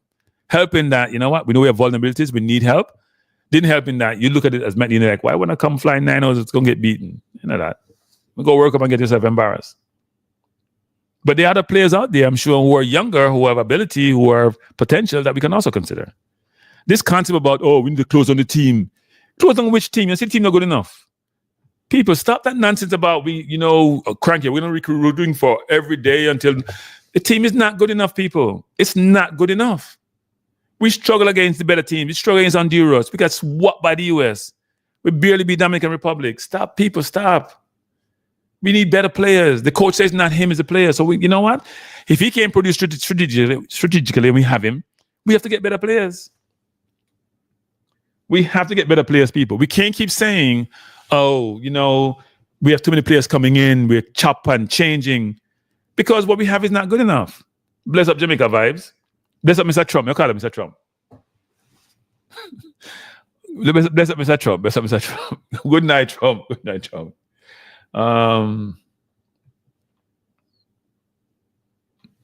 Now, King J, we have to revisit that view. There's a difference between I don't want to play for Jamaica and I want to play for England. Right? I can want to play for England instead of Jamaica because I was born in England, I grew up in England, I went through England system, I'm English. That's okay. I have no problem with that. But I want people to keep on with this narrative about I don't want to play for Jamaica. Because some people in Jamaica don't want you to play for them. They want JPL players. Now, I'm not knocking JPL players, but they just want JPL players. They don't want you. I hear it on Maverick program. I'm going to call it Maverick again. Not Maverick. I hear it on LSM program. I hear it on LSM Sports Exposure program. Where someone said, England run them for go. Why name Pepper? I say him name. The Englishman, if you go with them, the man there's some fool. And if you go with them, the man they're idiot. Man, JPL can play better little man. And then the man LSM, I say, yeah, man, hey, Pepper, watch it, Pepper, man. Pepper, what you say? Hey, Pepper, Pepper, we're talking about the Pepper. That's what we hear all the time, people. Man is joking about these things and making fun and beating them instead of saying, you know what? Maybe some of the players who have come and who have become naturalized, We need to reconsider whether they're what we need for the positions and with the gaps that we have. No. That's not what it is. And then another man call something else, say, yeah, man, they're a fool. Hey, Pepper, right, down a corner. Hey, Trenchtown, Jonestown, Rima, Gaza, yell up. Yeah, man, bless up. So, and you sit down and think, man, yeah, it's entertaining, but is it informative? Yeah, Juras, yeah, right. So emulate the man, Juras. I'm emulating what I hear on the program. Yeah, man. Hey, Johnstown, Dongawaf, Carnation Market, bless up. You with us, son. Yeah, do you right to my youth? There. Yeah, man. Hey, I tell you now. LSM. And LSM said, yeah, man, you're all right. Yeah, man. You know where I go. And I'm sitting here listening to it. That's why I called in that day and people and say, are you getting your go on my youth? You encourage slackness, you encourage divisiveness, and the man get best and say, boy, hey, cranky, you're done, so no. I said, you know what? The diaspora send back enough remittance, and a man come and say, oh, you have to support the people of Jamaica. We talk about remittance. What have to do with the slice of bread? I say, it all interrelates. Maybe you can do the connection, right? But no, man, pepper this and pepper that, and the Englishman, if you go to my phone, we got a stadium. And man got said, and they play well. And I said, yeah, but you went to the stadium, for Christ's sake. You paid $10, probably get the ticket free. Because he gave you a ticket free. You ain't do nothing. You could take a bus and walk from Ashford and go out and stadium. When you see people like AQ, a fly to Nicaragua, a fly go Dallas, a fly go St. Louis, a fly go Miami, a fly, can I see them? When we go see them? AQ, Errol. And you say, you're a big fan. You're a big fan, people. You're a big fan. If you're a big fan, LSM, you know, if you come to America, come on game because you have visa. Talk about you're a big fan. You're not a big fan. You're a fraud. But you're a big fan. You're a fraud. You want to call people don't. You're a fraud, LSM. You have them fear with a fan who got to get them close to your yard and they're not going to the game. Then you come denigrate YouTubers about, oh, and because YouTube man, I got to ask questions, so we have to leave. Me here, no ask questions, it's regular media. I'm not ready either, like a YouTuber them. I'm not ready either. I'm not see things. So we need people in the entertainment section of the program. You just see them thing like them, you know. Yeah, beat the YouTuber them and not ask no better question than the YouTuber. In fact, YouTubers' questions are much better than yours and your colleagues' questions. So when you denigrate and belittle and disparage YouTubers, right? When you do all of that and you ask your question with some half shirt, but now under 14 question, are you come and ask question, but you're from this organization? You have to laugh. I said, really?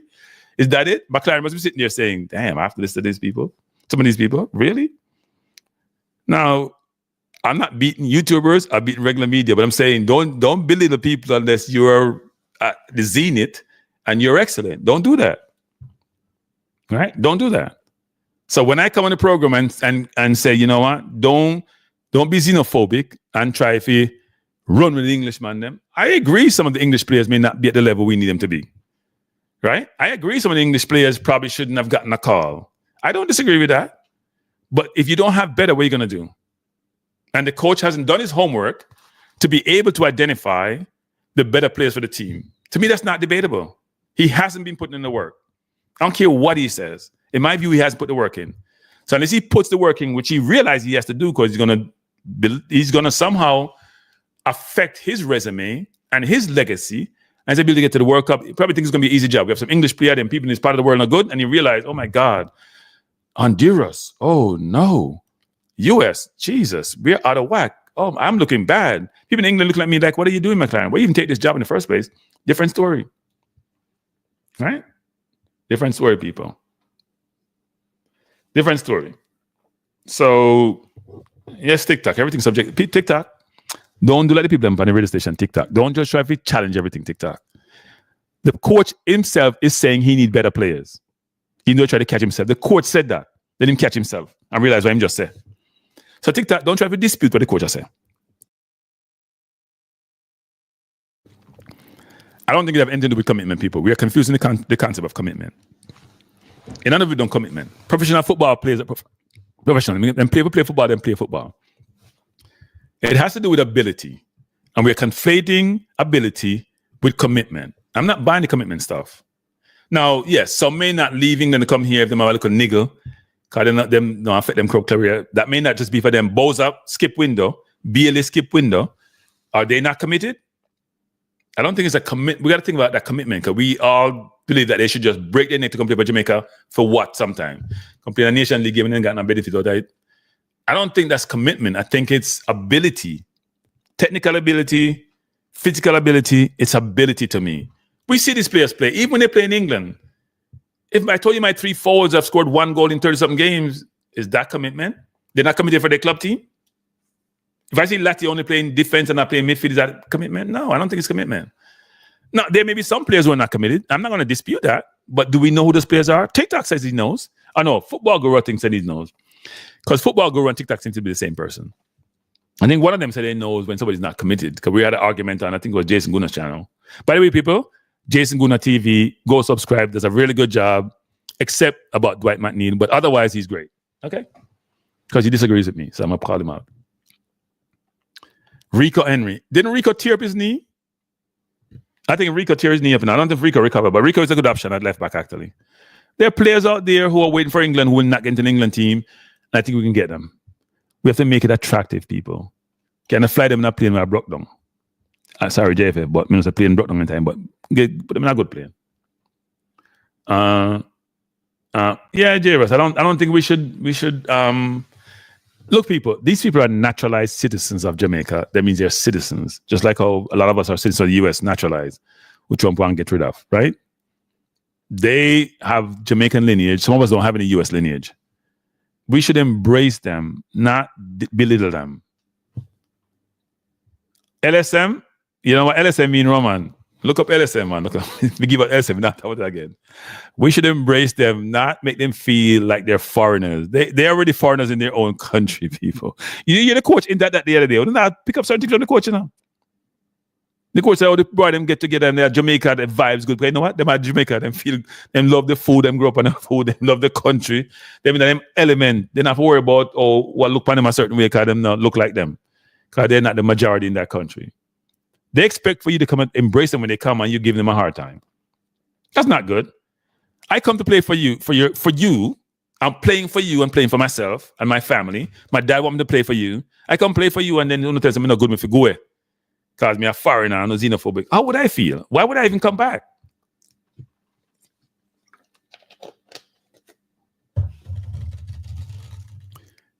He says we also need better players and the door's open when we ask about his recruitment strategy.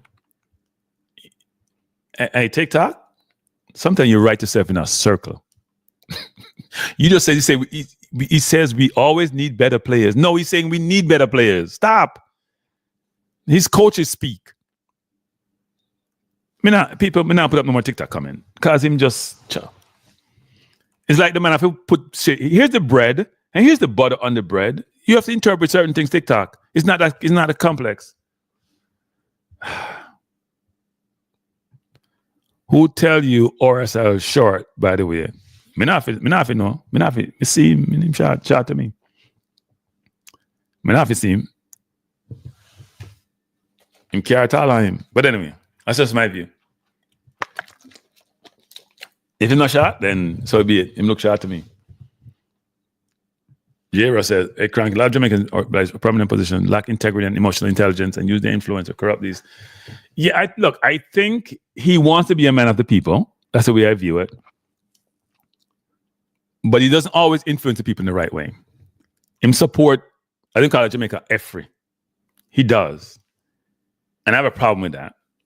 I don't say you can't joke, have fun, be the man of the people, but you have a platform, which is a far-reaching platform, and you're a very smart person. I think sometimes you're manipulating those people. You're not helping, you're manipulating them. And I'm going to call you out. And especially if you disrespect me, that made the call out even easier.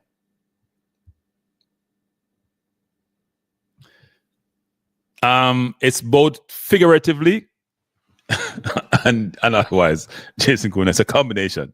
It's a combination, Jason Kuna. That meaning has a number of meaning to it. It could be the actual person's physical stature. It could be how the person communicate, engage. It could be how they articulate themselves. All that meaning is combined in that one thing, right? All is in there. It could be small-mindedness, all in that one LSM. Actually, I call him LSM from now on. Now I call him Maverick no more, people.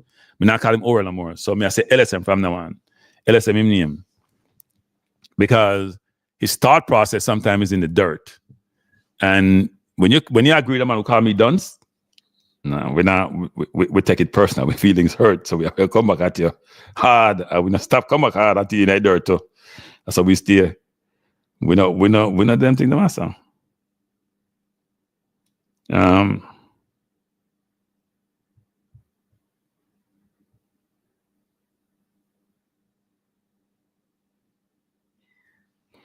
Yeah. Somebody texted me about something I was reading at people. Yeah. So yeah. And by the way, TikTok, you're not as informed as you think you are. Seriously, TikTok. Because we can have the conversation TikTok. You're not as informed as you think you are. You're not as smart as you think you are either. I know you think you're brilliant. I know you think you're smart. I know you think you can be the devil's advocate in the room and the contrarian in the room, but you're sometimes not as smart as you think you are. And I have to laugh because sometimes I'm giving you facts and you're disputing it and you're talking a certain way. And sometimes you don't have the awareness to interpret certain things a certain way, but you do literally. And I'm laughing because you believe that you're so brilliant. You have to put all your perspective on the table. Everybody see how smart you are. You're contrarian and we are wrong because Low is better than everybody else or this or Blit no good like Ricketts. And there's a different of opinion. But some things that you talk about, I just smile and said, okay. It's hard to argue with you. One Love says, blessings, Cranky and the crew. Our coach has no imagination, so he's unable to get the best out of the players at his disposal. No, One Love, the man said the player them faulting up. People, go watch a press conference. You hear me complain about any leader worth their salt says the buck stops with me. I make the decisions. I'm the one who put them on the field. I'm the one who coached them. I'm the one who set up the strategy and how we play. So I own it. And then you can say, but some of my players need to do better, and I'm going to make sure they do better. That's it.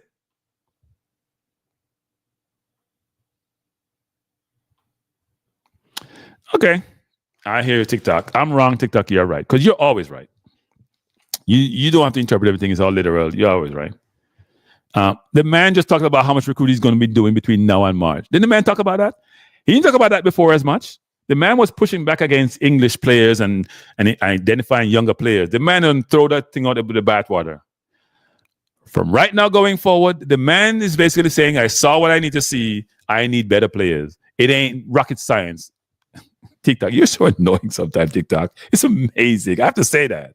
And it's not good me saying that, but I just listen to you sometimes like, did you hear what the man just said? The man was there basically saying he's the right for people to play for England. He ain't a recruit. And all of a sudden he's basically saying, stop. This ain't working for me.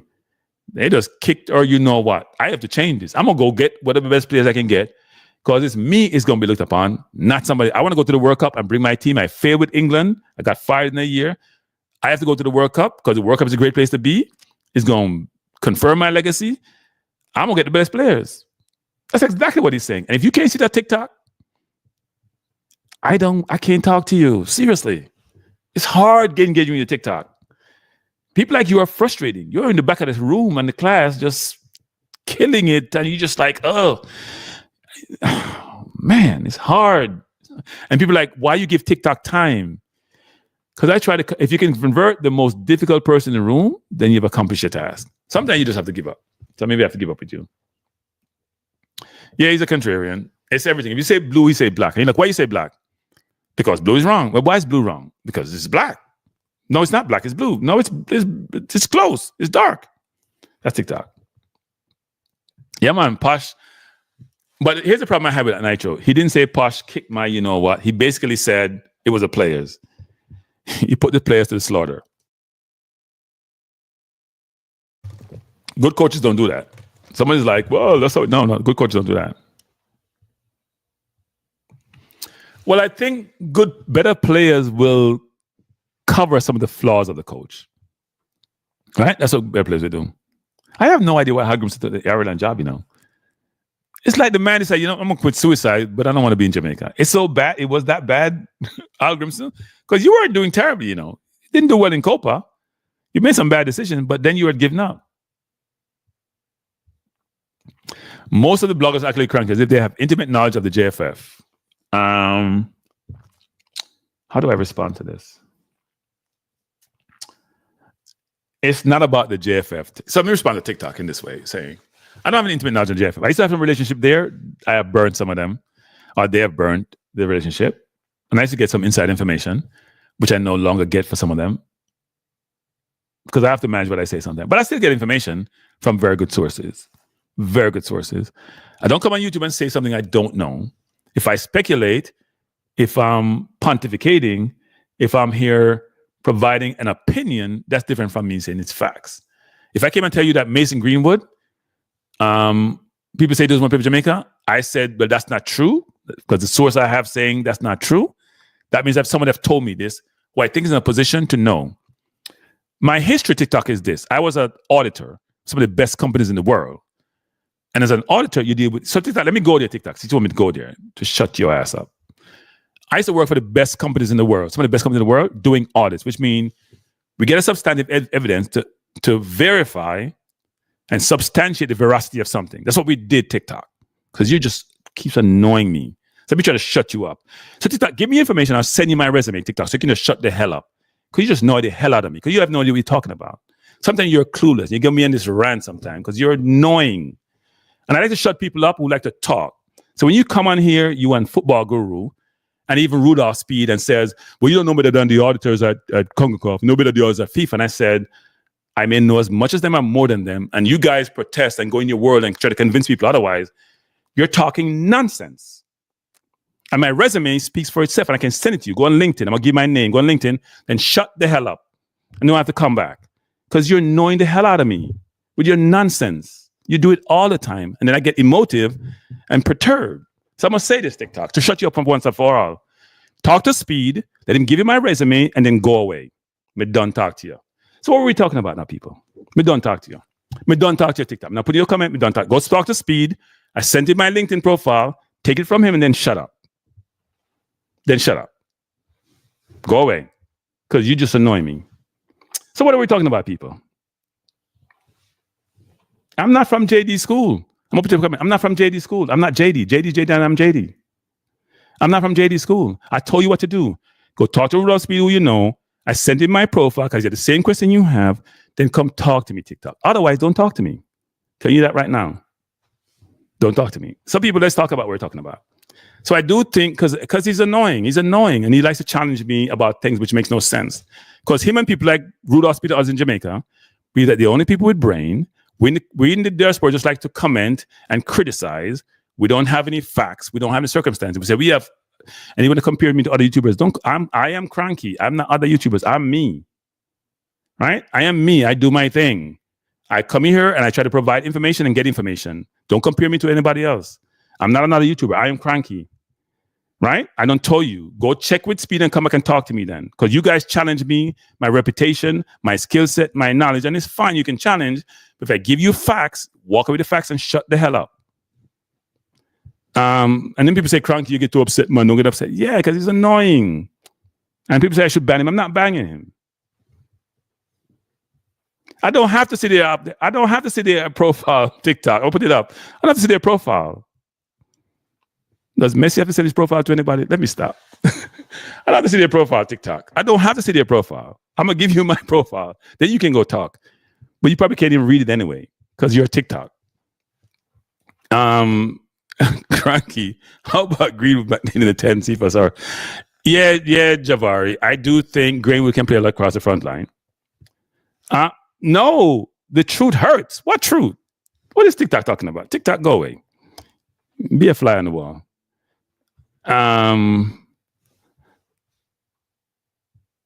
Don't cry, Jason. Hey, Trump star. We are talking about Trump star.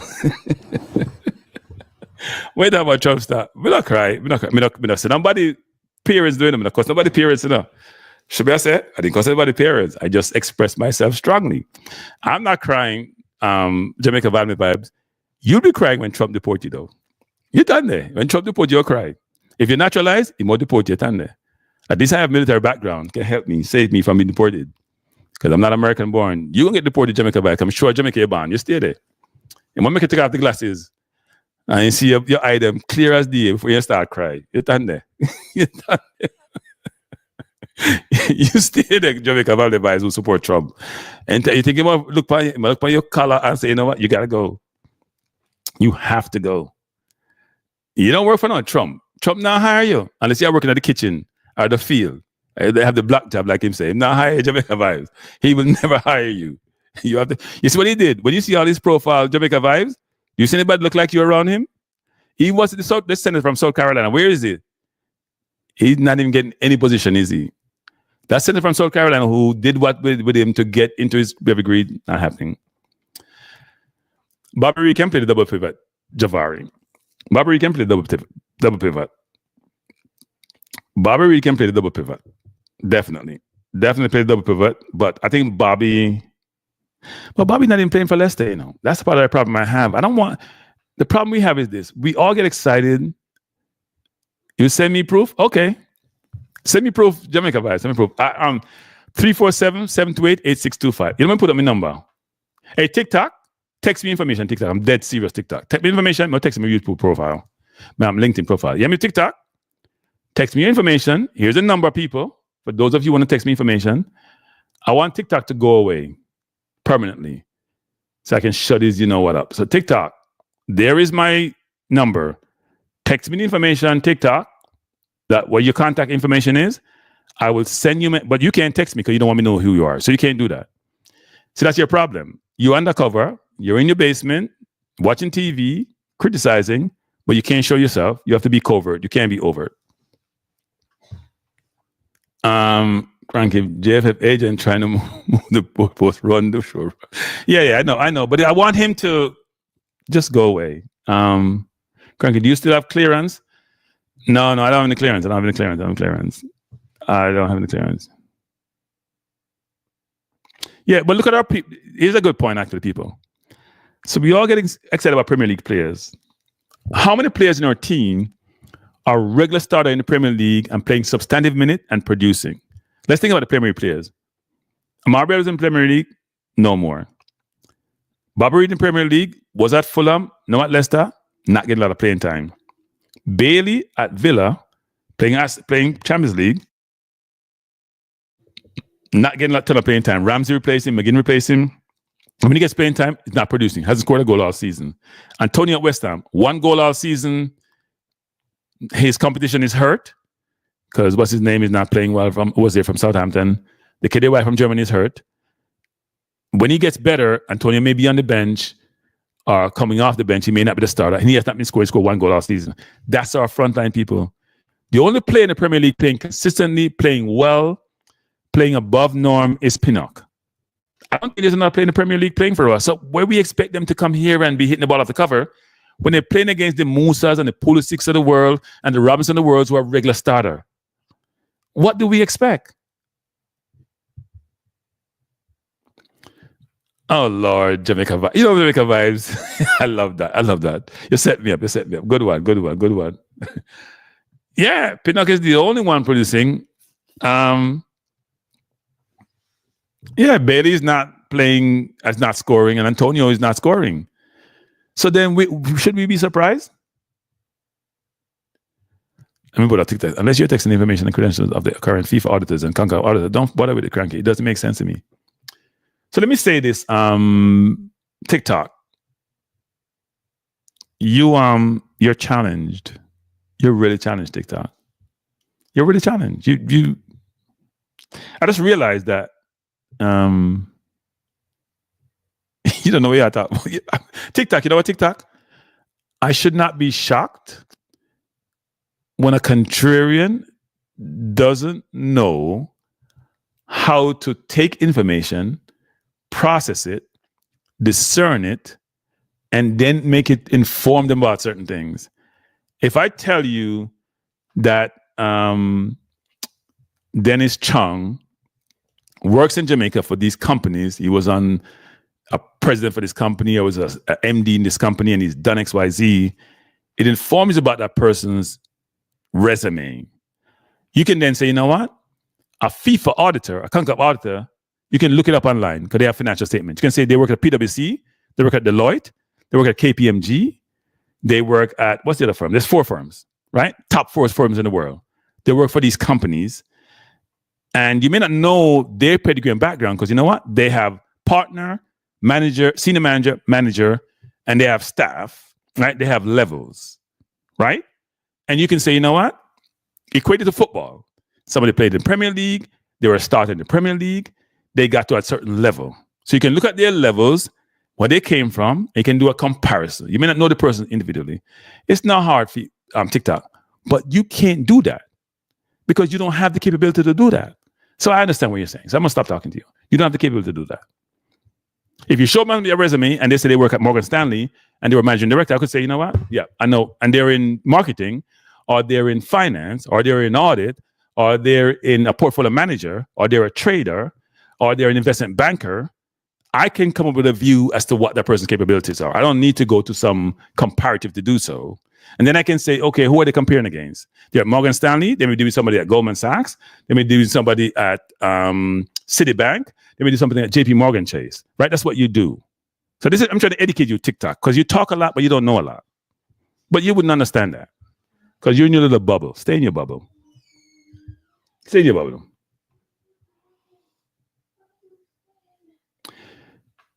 But if you know better, TikTok, you can't compare auditors that way. It doesn't work that way, TikTok. But I'm trying to educate you, but you're not listening. I'm trying to educate you, TikTok, but you're not listening. I'm trying to educate you, but you're not listening. You're the one that's silly. You're calling me silly. You're the one that's silly. You don't know anything. Here's another bad thing about TikTok. I'm trying to inform and educate you, but you're not listening. So we're done. I mean this time, we're done. You are clueless. Clueless. Like really bad. Nitro Simon Rowe was not playing at Arsenal. Look at him at Fulham. Yeah, but he wasn't playing because he's not good in the Nitro. He wasn't playing because injuries derailed him. You remember the year before Odegaard came when he played with him. What's his name that went to France now? Lacazette. Lacazette, Saka were destroying Chelsea when we beat them 3, and he scored about 8 to 10 goals that season, and then injuries just derailed him, right? So it wasn't that he wasn't good. It was that he had injuries. So subsequent to that, Odegaard came in and displaced him. And as we know, Smith Rowe is a beautiful footballer, just pleasant to the eyes, but doesn't have a clear position. So he's not a clear 10. He's a person who can score goals, but he can't make that pass that just like Odegaard does that destroys a defense. And Odegaard is a harder worker. Smith Rowe, he tries. He's like a McGee. Let me not do that because it's a bad comparison. But defensively, Smith Rowe is not the best. When we played Liverpool one year, they put Odegaard at the 8 and put him at the 10, and we got destroyed because defensively they were challenged. But he's a really, really good. I love Smith Rowe as a footballer. He's a brilliant footballer. Brilliant footballer. Brilliant footballer. Trust me. I get these texts. So Jamaica Vibes, must be Jamaica Vibes, send me a picture. That can't be you, Jamaica Vibes. If it's you, I'm impressed. Now, are you no, that's not you, Jamaica Vibes. You send me a picture of a man. I need something to substantiate this you. But you say you don't really work for him. You work for the government. Stop that, Jamaica. If that's you, Jamaica Vibes. Because I think that must be you to send me this photo. Is that you, or is that because you work for him indirectly, Jamaica Vibes? Let me just say that. By the way, if that's you, I'm impressed because I was in the military. I can't make out what's on the shoulder though. Are you enlisted or officer? Sorry, I didn't see your comment. Sorry, I apologize, Jamaica Vibes. But if that's you, I'm impressed. Seriously, if that's you, I'm impressed. If that's you, I'm impressed. No, are you still there or are you retired? Let me know. I apologize, Jamaica Vibes. I didn't realize that you didn't want me to mention this. You should be proud of that. I'm impressed. I'm very impressed. I don't impress easily, by the way. Jabbar says, we need like midfielders as well for depth. Yeah, we need more people. We need better players. I can't tell if it's you, Jamaica Vibes. That could be anybody. Because this person doesn't have on glasses. They look older than your picture. I can't see if this is you. If it's you, I'm impressed, actually. But if it's not, you must be sending me some of the picture. Anybody can take a picture and send to me, I need more proof. not like TikTok. What's clueless?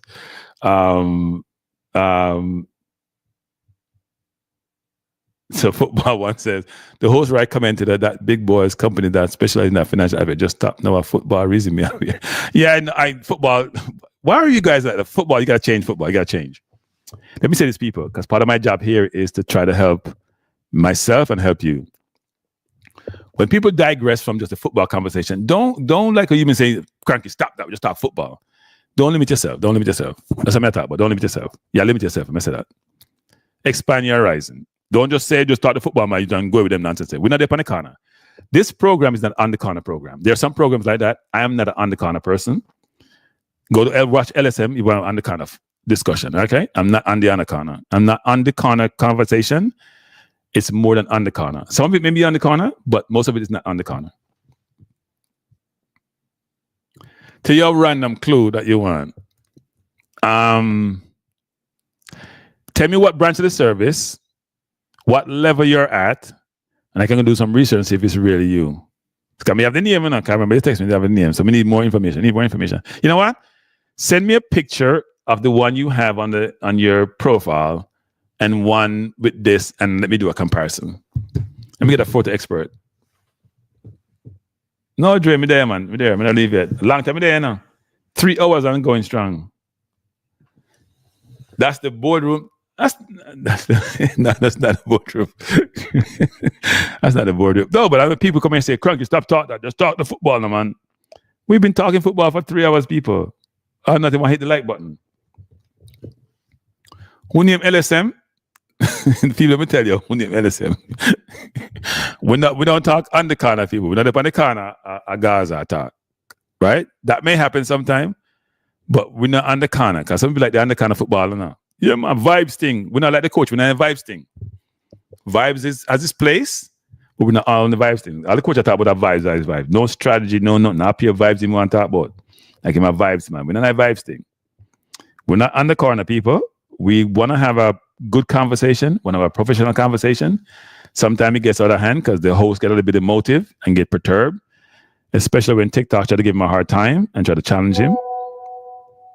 All right, so the man send me another picture. Let me see what these are. Man, I have enough ribbons there.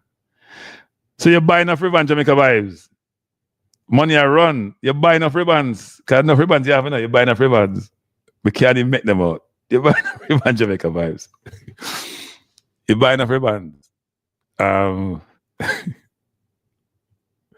Yeah, you have to come into the corner sometime when they go back to the boardroom. Of course, Jason. We're not on the kind of program. But we want to be a program of the people. Yeah, Jamaica Vibes. I think I have to maybe stand corrected. Yes, I like the button. And I know everybody you have in Jamaica Vibes. I'm impressed. But some Jamaicans everywhere do good things. So Jamaica Vibes. Yeah, I did phone. You know what? I have to put something on my phone. So I have to call it additional field. I put a name. Jamaica Vibes, I call it. Vibes man. So you may phone a click people. Put in Vibes man information. So I soon lock up him. I should lock up long time. No, we're not playing Ravel and Tariq together. No. We're not do that. We're not do that. We change. Tariq, Maggie, they put the bench out at the side. So Dre says, to be honest, I love how the coach gave everyone a chance. So he ain't called back some players may have nothing to say. He will not. People, let me tell you something. I think the coach has learned from this. He will not call back some players. I'm telling you. Some players are gone. Maybe not always for good. Bless up Jamaica Vibes. That's why you support Trump. I'm very surprised you support Trump, by the way, given your background. But, you're not going to be deported. No, you won't be deported. You won't be deported. Yeah, right. Yeah, right, Jamaica Vibes. Yeah, all right. But I think he won't call back some people. I am almost sure he won't. He's going to look for some, hey, people, for every player that gets brought in, one player will lose their spot.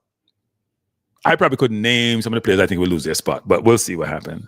I was given some information, by the way, but I won't talk about it. That's about some things, but I would say this. I think some players will lose their spot. Now, that's not been determined yet, who those players are, but I know that some players are challenged. So how we don't beat Antonio for missing the window? So DW didn't join me yesterday. I did beat Antonio for missing the window. I did beat Antonio for not having having a academy in Ghana and in Jamaica. I did beat Antonio for trying to fly 30-something thousands of miles, not 30-something, but 1,000 miles from Ghana to Jamaica or to US when he doesn't have a lot of window to do so. He did get beaten, DW. Trust me, he get beaten. I think it's inexcusable what he did. If you have a game in between, first of all, you've been in Jamaica with his team, supporting his team, because you have to be playing to support the team, because Holgate was there, and then you go to the US to play. He has no excuse. So him being Ghana because agent is Ghanaian and all that, I'm not buying Antonio's crap. Sorry. He was disrespectful. But he ain't going to get benched because people like Claudio may beat me because he can't get benched. You know, he only scored 1 goal this season. What he did wasn't disrespectful. You see, that's the reason people don't want to meet players anymore. If I met Antonio, I'd feel guilty about criticizing him. And I'm not trying to be disrespectful of him, but I would feel some sort of obligation not to call him out. Yeah, I don't know if he lost his passport or not. But I think the story is fishy. Fishy. I don't know about him losing his passport. Well, what passport did he lose? People now buy them story there. Nonsense. Now buy it. Sorry, now buy it. Now buy it. He should have been in Jamaica. The same time he flew to Ghana, because when he was in Ghana interviewed, he talked about going to play for Jamaica, didn't he? If I remember correctly. I don't know where Holgate went, but he came to the game. So if he didn't go to Jamaica, he came to the game. It may have been cheaper for Holgate to fly, frankly. It may have been cheaper. No, he had to be in Jamaica. He played, that's where he got the red card, right? So he went to Jamaica. Holgate played in that game. Yeah, I don't know what he did, but Holgate went to Jamaica. He played in the game, so he got a red card.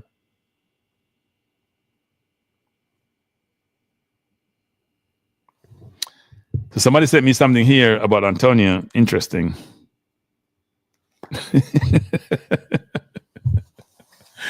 So the text I just got, they said people that run out their mouth behind me, like TikTok, they've been laughing.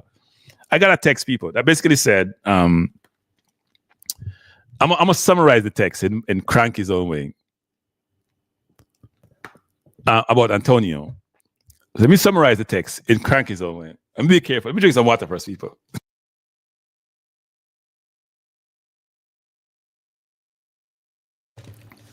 So, people, you remember this. Let me say this, people. You remember this? Hey, coach. Let me tell you something, coach. So when you make certain statement, coach, be very careful. Because Jamaica not talk about it now. Because no secret. So people, sometimes on this program, I get texts in. I can be on it long time, 3 hours. Get texts. I'm going to summarize the text. It's basically said that, I have to laugh about this. It's my understanding from that text that Antonio didn't have a passport issue. Let me say it again, people. It's my understanding from the text I just got 2 seconds ago. So let me get the text. The text says 11:16. What time now? 11:17. Just get a text. Somebody hear me attack and I probably watch my program. Says the man didn't have a passport issue. He had a jet lag issue. Anyway, let's keep moving. Let's keep moving. I just got the text and found out a jet lag issue and no passport issue. You hear me challenge the whole passport contract with Antonio from day one, that you can't go Africa and a fly come here if you come play a game. You know, Superman. No, he has a football academy. He got interviewed and the guy asked him, how come Jamaica International Football Academy at Ghana? I'm saying agent. I think he asked him about the academy in Jamaica and he probably just, if I'm not mistaken, I may be wrong, find a way to evade the question. Why would a Jamaica International have part thing of Ghana? The first thing me asked, I said, why not a Jamaica? My academy in Ghana, what about Jamaica? No, Jamaica International. That's what I thought. That's the first thing I thought. Somebody was asking the question about those three. I don't think it was the reason why they're not, right? We talked about Pinnock being injured. Bobby Reed had a baby. Antonio went to something there. You think the scoreline would be different? No, it would have been the same thing. I don't think Antonio had a passport issue. I'm sorry, I don't. You have English visa, you get an ESTA. I told you about this. My brother was in Jamaica. He was trying to come to the US. He lives in Jamaica, by the way. He didn't realize he needed an ESTA because he used to travel here without it. He's at the airport, and I'm saying, mate, you can't go to the ESTA, you know. because he had a British passport, but he had a Jamaica passport too. And he got the confirmation same day. Now, my niece and nephew did file for ESTA. My nephew got it in 24 hours. My niece didn't get it at all. They wouldn't give him the ESTA, right? They were born in Jamaica, but they got a British passport. So I know how the ESTA process works, right? I'm not guessing how it works. I know it worked. If he didn't have a passport, how do you get from, is British passport got lost? Is it Jamaican passport that lost? So British passport, you can get an ESTA to come to the US. What was the rationale?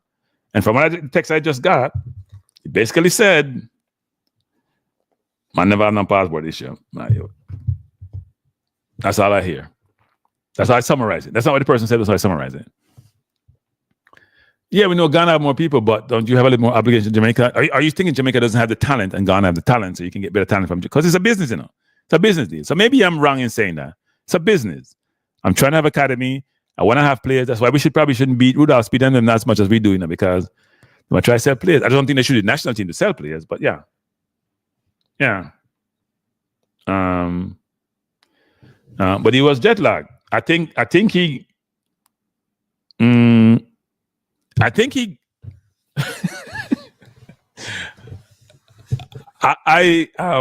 I say this? It's my understanding Antonio may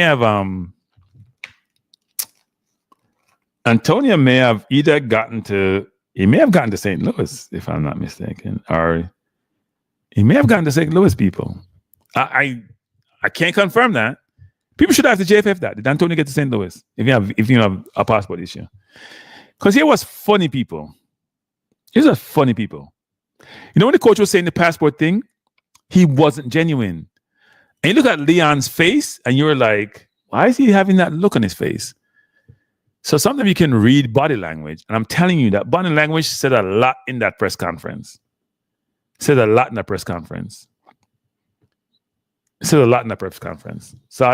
don't know. Maybe the truth will come out one day.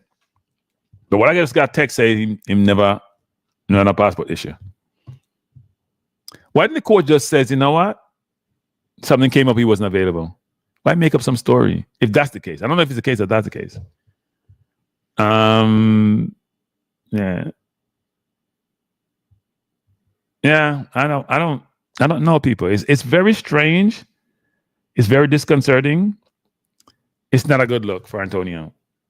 Now, somebody says, is Antonio committed? I think he's committed, but I think he made a bad decision.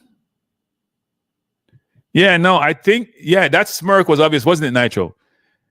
That smirk basically said, hey, man, stop lie, star, stop lie. That's what a smirk said to me. Seriously, that's what a smirk said. Hey, man, you stop lying, man. Why y'all lie for the man for? Say something different. And if it's not true, and if he lied, no, your TikTok can make up. I'm not put up with TikTok. I mean, you know, but I reluctant to come play with Bailey in this scope. I don't think that's it. I think Antonio just made a bad decision. Go to Ghana another time. I know there's not a lot of window for players to go, especially go look at their business interests, because he probably want to go there. It's a business. He invest in it. He's paying for the academy. Because they asked him about selling players, and he says a few players who are in the pipeline. Right? It's a business, but I'm not buying it. Ghana don't have scam culture. Interesting.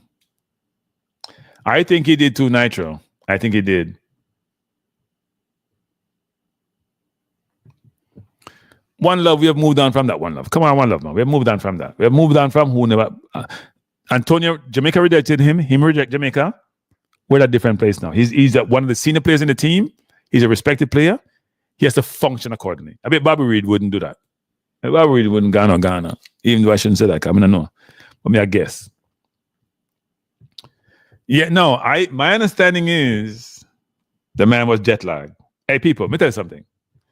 And I've said it before. I used to fly to Asia to do work, right? So I would leave. I leave Saturday morning and I would get there Sunday night or something like that. Because they're like almost like a day between you and your travel. And I realized that I would be okay Sunday night, but come Monday, midday, 3 p.m., I am dead. I remember one time I went with one of my staff to Tokyo, 13 hour flight. We went there and both of us got at the same time, Monday and Tuesday, 3 p.m. and went back to the hotel room to go sleep. Dead on our feet, dead. They can't do any work. That jet lag can be brutal. So what I used to do is fly Friday to get there for Saturday, sleep all day Saturday and Sunday, and be okay for Monday morning. Right? You fly Friday, you get there Saturday, you sleep Saturday night, you sleep Sunday. Because I would try to pretend that I'm, you know what? It's very difficult. The jet lag can be a killer. Your body is shut down. And if you're going to fly from Africa here, you may have experienced some of that, if you're not especially used to it. So, yeah. And he's not flying charter. Yeah, they don't want to fly charter. We don't have that kind of money there. We don't have that kind of money there. You know what? I should look that up. What's the flight time from Ghana to St. Louis? Because my flight time to Asia used to be like 12 hours, 13 hours. Flight time from Ghana to St. Louis, Missouri. I don't even know they have direct flights, actually. I don't know if they have direct flights. Because when I fly to India, we didn't have direct flights. We had United used to fly direct, but then they stopped, so you had to go through Middle East. I asked this thing for Ghana. I give him Ghana. Flight time from Missouri. I just put Missouri to Ghana. I'm looking it up. And enough money to people. Forget about that. Ghana to Missouri. It's 6,000 miles.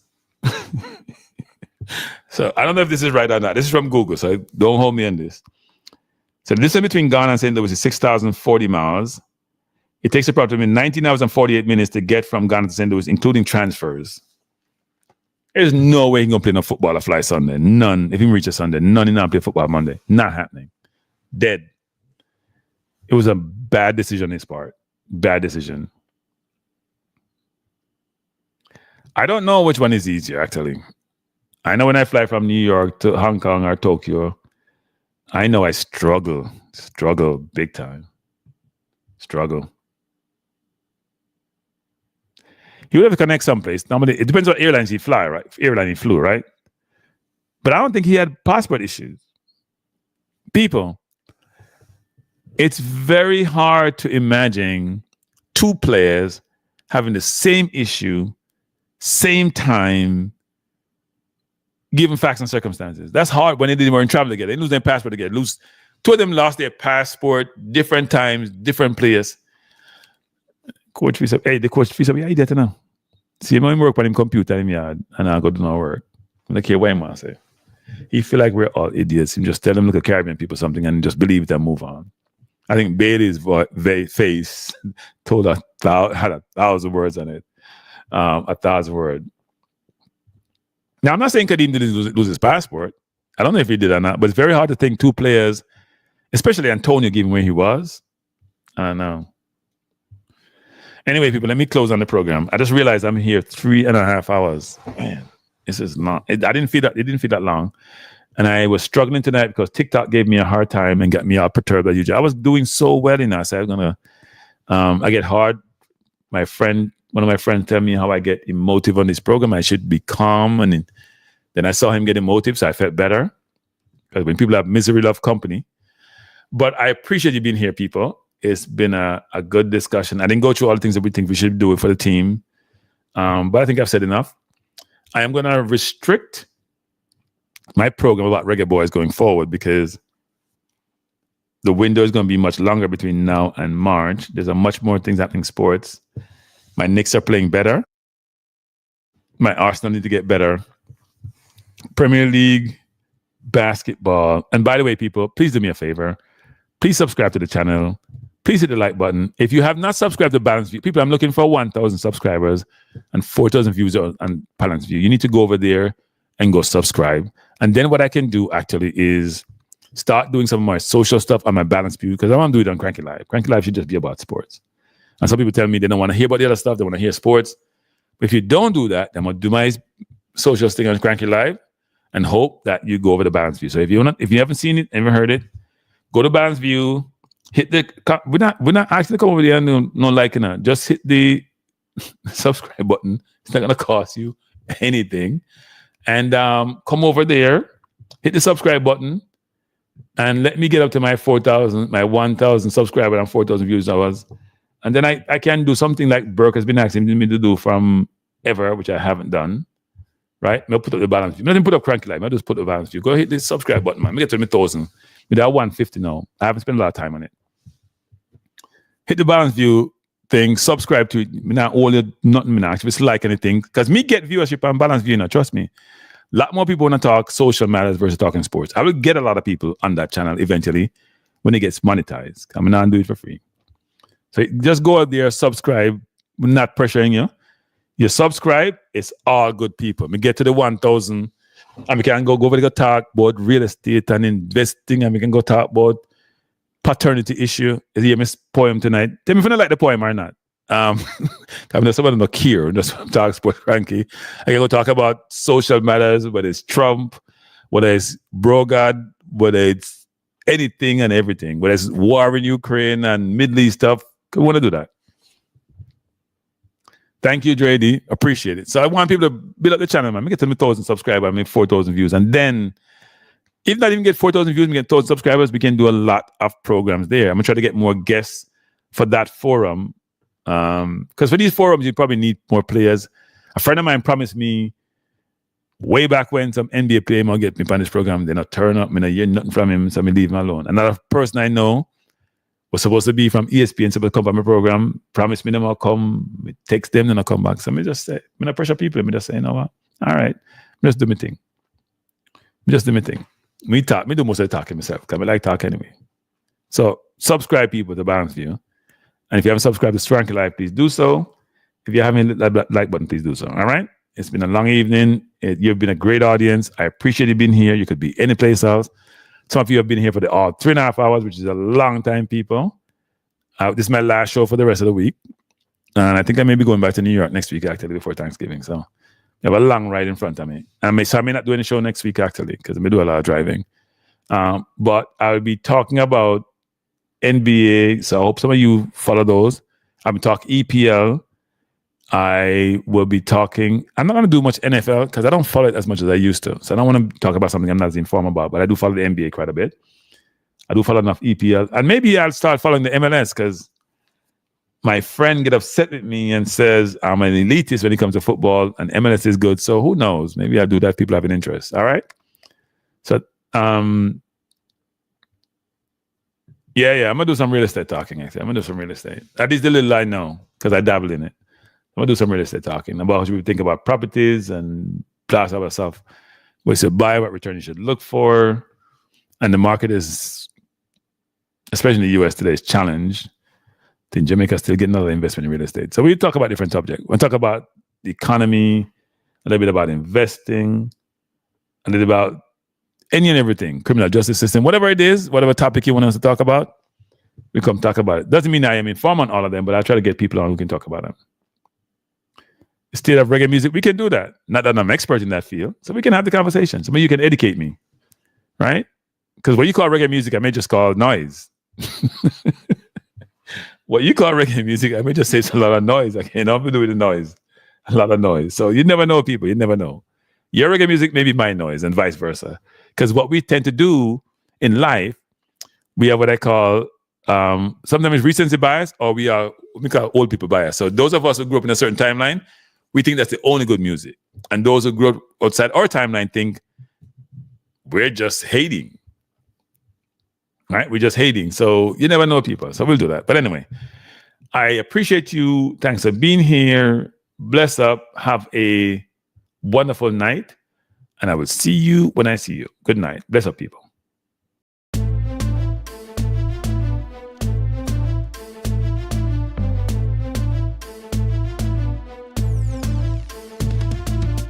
Frankie Life is the best to be now.